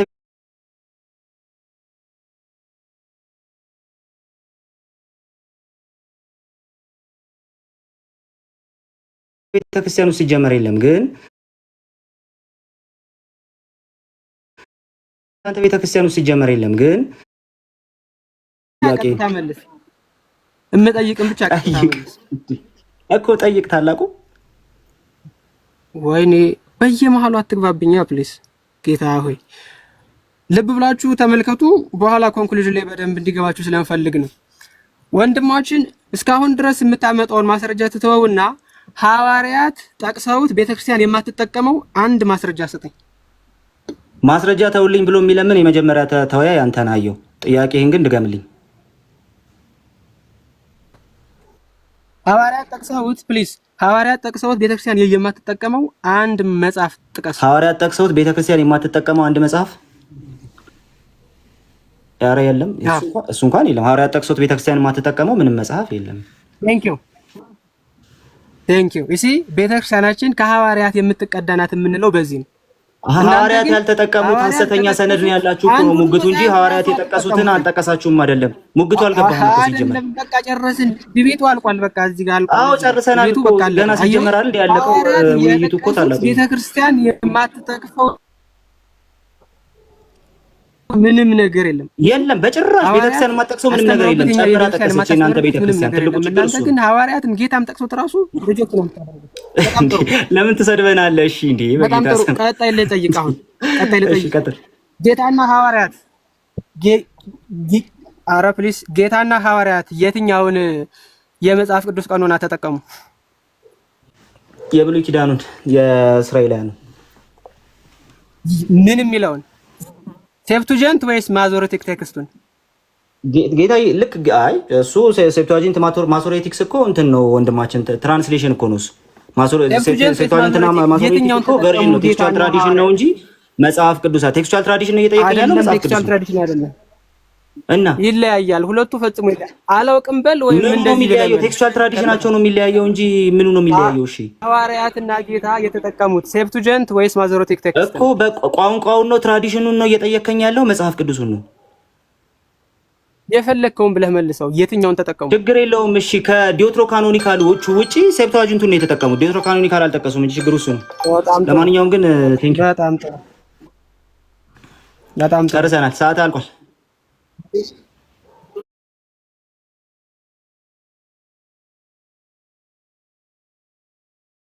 ቃሌን በጣም ዘና ብዬ ነው የምጨርሰው። እባክህ ለወደፊቱም ቢሆን አትሳደብ ምናምን ትርፍ ነገር አትናገር። እንደዛ ስታደርግ ጥሩ አይደለም። በቃ በደብ ሊወያየ ትሁት ሆኖ የሚመጣውን ሰውም ችግር ውስጥ ተከተዋለህ። ስለዚህ እባክህ እንደው ለወደፊት አትሳደብ። ዛሬ እንደዚህ ሃርድ የሆንኩብህ ስለተሳደብክ ነው። ባለፈው ነግሬ አላቆምክም። ስለዚህ በቃ ምንም ማድረግ አልችልም። ለማንኛውም ግን ወንድማችን 80 አሃዱን ምን ያደርጋል? ይደግፋል። ዛሬ 66ቱ ላይ ጥያቄ እንዲጠይቅ ወይ ደግሞ ጀስት ዲፌንስ ያቀረብኩትን ነገር እንትን እንዲያደርግ እድል እየሰጠሁት ነበረ። በጣም ክፍት አድርጌ ነበር የሰጠሁት ማለት ነው። ኦኬ፣ በጣም ክፍት አድርጌ ነበር የሰጠሁት። ነገር ግን በየትኛውም አይነት መልኩ 66ቱን አልሞገተም። ጭራሽ እኔ ያቀረብኩለትን ነገር ሁሉንም አልሞገተውም። ምክንያቱም 66ቱ ኢንዲስፒውታብል ነው፣ ምንም ማድረግ አይቻልም። ስለዚህ ዛሬ ሜዳው የነበረው 80 አሃዱ ላይ ነው። 66 ወይ 80 አሃዱ ነበረ ጉዳዩ፣ 80 አሃዱ ላይ ነበር። ለማንኛውም ግን ከአንተ በፊት በዚህ ጉዳይ ላይ እንወያይ ያልናቸው እዚሁ ቲክቶክ ላይ ያሉ ሰዎች በጣም ብልህ በሆነ መልኩ 80 አሃዱ ሲኖዳል አይደለም አንወያይም በዚህ ላይ አሉ። ምክንያቱም ይኸው ሊገዛ ሊቃውንት 80 አሃዱ ሲኖዳል አይደለም ስለሚሉ አባ መልከ ጼዴቅ 78 መጽሐፍት እንቀበል ይላሉ፣ ሌሎቹ 76 መጽሐፍት እንቀበል ይላሉ። አይታል። ምክንያቱ ደግሞ ምንድነው? እንዲህ አይነት ሀሳብ የሚቀርበት 80 አሃዱ ሲኖዳል አይደለም፣ አለቀ። ስለዚህ በጣም በጣም በጣም አሪፍ ነገር ነው። በቃ እንደ ብልህ ኦርቶዶክሳዊ እዚህ ላይ አንወያይም ብለውን ነበር። አንተ ግን ብልህ ያለውን ኦርቶዶክሳዊ ነህ፣ ተወያየህ። በቃ እንትኑ ደግሞ ይሄ ነው፣ ውጤቱ ደግሞ ይሄ ነው። 80 አሃዱ ላይ ኦኬ፣ 80 አሃዱ ላይ ለምን ደግሞ አንቀበለው ሲባል 80 አሃዱን አንደኛ መጽሐፍ ቅዱስ እንደ ቤተክርስቲያን እንደ መጽሐፍ ቅዱስ ያልተቀበለቻቸው ያስቀድመው የነበረች ቤተክርስቲያን ያልተቀበለቻቸውን መጽሐፍት ስለሚቀበል ነው። ይኸው 8ቱ የሥራ መጽሐፍት ኩፋሌ፣ ሄኖክ፣ ዮሴፍ ዶኮሪዮን ቅድም ጠይቄ እንዳልመለስከው በየትኛውም ቤተክርስቲያን ተቀባይነት የነበራቸው መጽሐፍት አልነበሩም በምንም ተአምር ማለት ነው። አይ ሄኖክ ሌሎቹ ጋር ስላልነበረ ብለህ ስታስተምር ሰምቻለሁ። ግን ደግሞ ሄኖክ ነበረ፣ ምክንያቱም ሄኖክን ጠርጡለስ ራሱ ጠቅሶታል አልከን። አይታል። መጽሐፉ በተወሰኑ ሰዎች ዘንድ ይታወቃል፣ ግን እንደ ቀኖና መጽሐፍ አይደለም እንትን የሚደረገው፣ እንደ ቀኖና መጽሐፍ አይደለም የሚቆጠረው ነው። ይሄ የመጀመሪያው ነገር ነው። ስለዚህ እነዚህ መጽሐፍትን እንደ ቀኖና መጽሐፍ መቁጠር በጣም ደስ የማይል ነገር ነው። ስለዚህ 80 አሃዱ ከ80 አሃዱ ላይ እነዚህን 8 9 10 11 መጽሐፍት ስትቀንስ ምን ሆኑ? 80 አሃዱ አለቀለት ማለት ነው። ውሃ በለው። እንቀጥል። ከዛ በኋላ ደግሞ ሌላ ደግሞ አለ። በይዘት ደረጃ በቤተክርስቲያን የማይታወቁ ሌሎች ሰነዶች አሉ። ኦኬ፣ አንደኛው መቃቢያን፣ ሁለተኛ መቃቢያን፣ ሶስተኛ መቃቢያን። የእናንተ ቤተክርስቲያኑ መጽሐፍ ጭራሽ በቤተክርስቲያን ታሪክ የማይታወቅ ቃየን አቤልን የገደለው በሴት ቀንቶ ነው ይላል። አንደኛ መቃቢያን ምዕራፍ 23 ላይ ቃየን አቤልን የገደለው በሴት ቀንቶ ነው ይላል። ይሄንን የትኛውም አባት አልጠቀሰውም። ይሄን መጽሐፍ ማንም አልጠቀሰውም። ተረፈ ባሮክ ኦኬ፣ ሌላ ስሙ ማለት ነው ወንድማችን። ለወደፊት ራሱ ተረፈ ባሮክ ሌላ ስሙ ማን እንደሚባል ታውቃለህ? አራተኛ ባሮክ ይባላል። አራተኛ ባሮክ ዛሁን አዘጋጅቼልህ ነበር፣ ግን ለዚህም አልደረስክም፣ ለዚህኛው ሙግትም አልደረስክም። ኦኬ፣ ስለዚህ ተውኩ ማለት ነው። ለማንኛውም ግን ይሄ አራተኛ ባሮክ ወይም ደግሞ ተረፈ ባሮክ ተብሎ የተቀመጠው ተረፈ ባሮክ ተብሎ የተቀመጠው መጽሐፍ በ150 እና በ136 ዓመተ ምህረት አካባቢ 140 እና 136 ዓመተ ምህረት አካባቢ የተጻፈ መጽሐፍ እንደሆነ ነው የሚገመተው። ማቴዎስ ኤርሚያስ ብሎ የጠቀሰው እሱ ነው የምትሉት መጽሐፍ ዴቲንጉ 140 ዓመተ ምህረት አካባቢ ነው። ስለዚህ ተረፈ ባሮክን እንደ አንድ መጽሐፍ ከቆጠርከው ማለት ቅድም ልታሳየኝ አውጥተህ ነበር። ተረፈ ባሮክን ከቆጠርከው አሁንም አለቀ፣ 12ኛ መጽሐፍ ገደል ከተትክ ማለት ነው። ኦኬ፣ እንቀጥል። እንደገና እዛው ደግሞ እንቀጥል። እነዚህ 3 የመቃቢያን መጽሐፍት የሉም ብያለሁ። 3 የመቃቢያን መጽሐፍ ሐሰተኛ መጽሐፍት ናቸው። እነዚህን ስታወጣቸው 80 አሃዱ የሚባል መጽሐፍ የለህም። በአጭሩ 80 አሃዱ የሚባል መጽሐፍ የለም። በቃ ልክ እንደ ኬክሮስ እና እንደ ኬንትሮስ ላቲቲዩድ እና ሎንግቲዩድ የሐሳብ መስመር ነው እንጂ በምንም መልኩ 80 አሃዱ የሚባል መጽሐፍ መሬት ላይ ያለ መጽሐፍ በጭራሽ የለም። ዜና አይሁድ አልክ። ዮሴፍ ወልደ ኮሪዮን ዜና አይሁድን ብቻ ነው እንደ ሰራው አጌንስት አፒዮን አለ እኮ በጣም ብዙ ኮዲ እነዛን ሁሉ ተውካቸው። ጂዊሽ ዋርስ፣ አንቲኪቲስ ኦፍ ጂውስ፣ እነዚህ መጽሐፍት ሁሉ ጠቅልለህ ነው አንድ መጽሐፍ ያረካቸው። እነዛን አይታል። እጅ ላይ የሌለ መጽሐፍ ነው ራሱ የምትጠቅሰው ራሱ ማለት ነው። የኢትዮጵያ ኦርቶዶክስ ተዋሕዶ ቤተክርስቲያን ያላሳተመችው እስካሁን ማለት ነው። ካለ መጽሐፉ ራሱ እንደ መጽሐፍ ቅዱስ አይቆጠርም። መጽሐፉ ራሱ ካለ ራሱ ዮሴፍ ወልደ ኮሪዮን ከሆነ ልክ እንደ መቃቢያን ሌላ ነገር ካልተሰራበት ማለት። ስለዚህ በአጭሩ 80 አሃዱ የሚባል መጽሐፍ ቅዱስ የለም። በአጭሩ ግን ይህን ጥያቄ ኦርቶዶክስ ወገኖችን መጠየቅ እፈልጋለሁ። ውድ ኦርቶዶክሳውያን ወገኖቻችን የመጽሐፍ ቅዱስ ጉዳይ ዋና ጉዳይ ነው። ዝም ብሎ የሚታለፍ አይደለም። መጽሐፍ ቅዱስ አላችሁ ኦርቶዶክሳውያን? ቴንክ ዩ።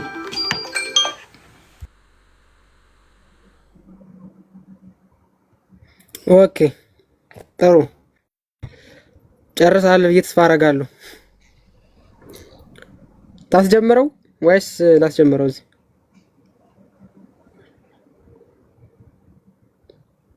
አስጀምር። ቆይ ላስጀምርልህ ቆይ እያሳየው ላስጀምርልህ። አንዴ እያሳየው ችግር የለውም ይሻላል። ኧረ በቅድም አጭበረበርከኝ ብለህ እሺ፣ ይኸው አስጀምርልሃለሁ። እሺ ውይይቱ እንደሰማችሁት ነው። ነገረ ግለሰብ ቨርሰስ ነገረ ቤተክርስቲያን ነበረ። ወንድማችን ቃሌ ማስረጃዎቹ እነማን ናቸው? ቲክቶክ ላይ ያሉ ሰዎች ናቸው። በጣም ርቆ ከሄደ ጥናታዊ ጽሑፍ የሰሩ ሰዎች ናቸው። የኛ ማስረጃስ እነማን ናቸው? ህይወታዊ የሆኑ በቅድስት ቤተክርስቲያን ውስጥ ጥቅም ላይ ይውሉ የነበሩ መጨረሻ ላይ ስጠይቀውም ሐዋርያት የተጠቀሟቸው ሐዋርያት ያስተማሩባቸው የኛ ቤተክርስቲያን የማታስተምርበት ምንም መጽሐፍ የለም ብሎ ራሱ ወንድማችን መስክሮልናል። ይሄ የሚያሳየው ምንድነው? the fullness of the truth የእውነት ምልአት ያለው በቅድስት ቤተክርስቲያናችን ውስጥ እንደሆነ ነው። ስለዚህ አንድ ሰው ቀኖናን ምን ውስጥ አድርጌ የኢትዮጵያን ቤተክርስቲያን ቀኖና ለምንድን ነው የምቀበለው ካለ 4 መሰረታዊ ምክንያቶች አሉ። በመጀመሪያው ኖርም የሚባለው ላይ ማለት ነው ቅድስት ቤተክርስቲያን የመጽሐፍ ቅዱስ ቁጥር ሳይወሰን ትጠቀምባቸው የነበሩት ቅዱሳት መጻሕፍት በሙሉ በእኛ ቤተክርስቲያን ውስጥ ስለሚገኙ ማስረጃው ማን ነው? ቃሌ ራሱ ነው። መጽሐፍ መጥቀስም አይጠበቅብኝም። ለዚህ ማስረጃው ማን ነው? ቃሌ ራሱ ነው። ሁለተኛ መሰረታዊ ጉዳይ ቢያንስ በአንድ ጉባኤና በአንድ አባት የተጠቀሱ መጽሐፍት በሙሉ በእኛ ውስጥ አሉ። በአባት ተቀንነው በጉባኤ ጸድቀው ግን ፕሮቴስታንቱ የሚያስወግዳቸው አንድ መዓት መጽሐፍት አሉ። ዲዩትሮ ካኖኒካል የሚለው ቃሉ ራሱ እስከ 16ኛው መቶ ክፍለ ዘመን አይታወቅም። ዲዩትሮ ካኖኒካል የሚባል ቃል አልነበረም እስከ 16ኛው መቶ ክፍለ ዘመን ማለት ነው። ፕሮቴስታንቲዝም ይዞት የመጣ ጉዳይ ስለሆነ ወንድማችን ዛሬ ግለሰብ ሲጠቅስ ነው የዋለው። that is what he is based on ምንም ማድረግ ስለማይቻል አሁንም ግለሰብ ላይ ነው ሃይማኖቱም እየቆመው። ስለዚህ ምንም ማድረግ አንችልም። ሶስተኛ ቀኖናው እንደ እንግዳ ደራሽ እንደ ውሃ ፈሳሽ አንድ ሰው ተነስቶ የቀኖናው ቀኖና አይደለም 80 ቅዱሳት መጻሕፍት ከኢትዮጵያ ቤተክርስቲያን ውጪ የሉም ምናምን እያለ በድፍረት ሲናገር ነበር። ስናሳየው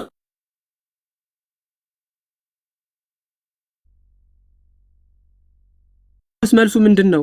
ቁልጭ ሌላ ምንም መልስ የለውም። ቤተክርስቲያን 80 ቅዱሳት መጻሕፍትን ትቀበላለች። ጀለስ ወደ ምን ሄደ? ከዛ በኋላ ገሌ እንደዚህ ሆኖ ገሌ እንደዚህ ነው። ኮንተንት ክሪቲሲዝም ከገባህ በነገራችን ላይ 66 ቅዱሳት መጻሕፍት ውስጥ ራሱ የሚቃረኑ የሚመስሉ ሺህ ነገሮችን ነው ማውጣለህ።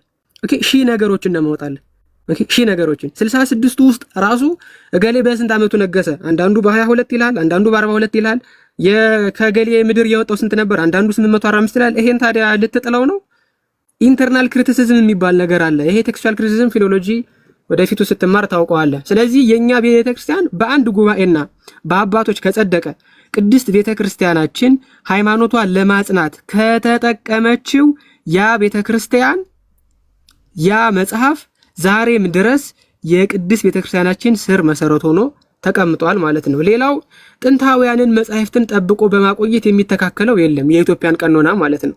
እነ መጽሐፈ ሄኖክ ጥቅማቸው እየታወቀው በኋላ ነው በነገራችን ላይ ሲገኙ ማለት ነው። ስለዚህ የኢትዮጵያ ቤተክርስቲያን ለምንድን ነው የምቀበለው? መጀመሪያ ሐዋርያዊ ስልጣነ ክህነት ክትትሉን በጠበቀ ሲኖዶስ የጸደቀ ስለሆነ አንደኛ፣ ሁለተኛ ከጥንታውያን ቀኖናዎች ያጎደለው አንድም ስለሌለ፣ ሶስተኛ ጥንታዊውን ቅጆችን በመጠበቅ የሚተካከለው ስለሌለ፣ አራተኛ ጥንታዊቷን ቤተክርስቲያን በቅርበት ለማየት በታሪክ ወደ ኋላ ሄዶ ለመገምገም ትልቅ መሳሪያ ስለሆነ የኢትዮጵያ ኦርቶዶክስ ተዋሕዶ ቤተክርስቲያን ቀኖና እንድንቀበለው እንገደዳለን ማለት ነው። የፕሮቴስታንት ቀኖናስ ምንድነው? መጀመሪያ ከጥንታዊቷ ቤተክርስቲያን የተለየ ነው። ከተለየ ምንም ልታረገው አትችልም። የታሪክ ትስስር የለውም፣ የቀኖና ትስስር የለውም፣ ምንም አይነት ስር መሰረት የለውም ማለት ነው። ሁለተኛ የቅድስት ቤተክርስቲያንን ስልጣን በመካድ የጀመረ ነው። ቅድስት ቤተክርስቲያንን ትቶ ስልጣንን ከቤተክርስቲያን ውጪ ላለ ይሰጥና ከዛ ውጪ ሄዶ ደግሞ ሌላ ችግር ውስጥ ይገባል ማለት ነው። ሶስተኛ ህይወታዊውንና ዘመናትን አልፎ የመጣውን ትውፊት በመተው በራስ አረዳድ ይደገፋል። ልክ ቃሌ ዛሬ ሲያደርገው እንደነበረው ማለት ነው። አራተኛ ሐዋርያት ራሳቸው ጌታችንም ራሱ ጠቅሶ ያስተማሩባቸውን መጻሕፍት የሚክድ ስለሆነ ነው። ከሐዋርያትና ከነቢያት ከጌታ ከራሱ እበልጣለሁ የሚል ሃይማኖት ስለሆነ ቀኖናውን አንቀበለውም ማለት ነው። አምስተኛ ሐዋርያዊ ስልጣነ ክህነትና ክትትል ስለሌለው አንቀበለውም። ስድስተኛ ሲኖዶሳዊ ህብረት ስለሌለው አንቀበለውም። ሰባተኛ ምንም እንኳን ሲኖዶሳዊ ህብረት ባይኖረውም እንኳን እምላችሁ ሲኖዶሳዊ ህብረት ባይኖረው ራሱ ሐዋርያዊ ስልጣነ ክህነት ክትትል ባይኖረው ራሱ በስምምነት ያጸደቁት የለም። አለቀ ሰዓት ወሬት ሁለተኛ ዙር እንቀጥል እንዴ? እንትን በጣም ስለመሰጠህ ሳስበው ኢንተርናል ክሪቲሲዝም ደስ ብሎሃልና አንድ ቀን እንደዚሁ ዝም ብለህ ገስት ላይ መጥቼ ወይ ገስት ላይ መጣህ እንነጋገራለን። ኢንተርናል ክሪቲሲዝም ላይ የምናወራው ነገር ያለ ይመስላል። ጠረጴዛ ዙሪያም ከተገናኘን ጥሩ ነው። እንደዛም ማውራት ይቻላል። በፍድቢናይስ እንጂ እንደዛ አይነት ዲቤት ከዚህ በኋላ እንደውም በዚህ ከመሄድ በፊት አማን ሻሎም ለምንድን ነው የዲቤት ጥሪውን የማይቀበለው? የቃሌ ቤት ነው ያለው፣ የአማን ቤት አይደለም። ታላቁ ቤት ተሳስታል ብለኝ ስለነበረ ነው። እነግርልሃለሁ በውስጥ ነው ያልኩህ። አደባባይ ስታመጣው ነው ቤት ተሳስታል። ክርስቶስ ሁለት ባህሪ ነው። በውስጥ ያወራነውን እዛው ውስጥ አታረግ። ለምንድን ነው ዲፌንድ የማያደርገው? አይ ኦልሬዲ እሱም ያለቀ ጉዳይ ነው እኮ። ባለፈው ግን ያው ማውራት ካስፈለገን አንድ ቀን ተገናኝተን እንዲሁ ማውራት እንችላለን። እሱን ደግሞ ያው በውስጥ አውራው ብለኸኝ አክቹሊ እኔ መረስቸው አላዋራሁትም። ግን ያው በአደባባይ ያረከው ኦፊሻሊ ዲቤት ጥሪ ከሆነ ያው እዛው ራሱ ጋር ብታረግ አሪፍ ነበር ብዬ ነው።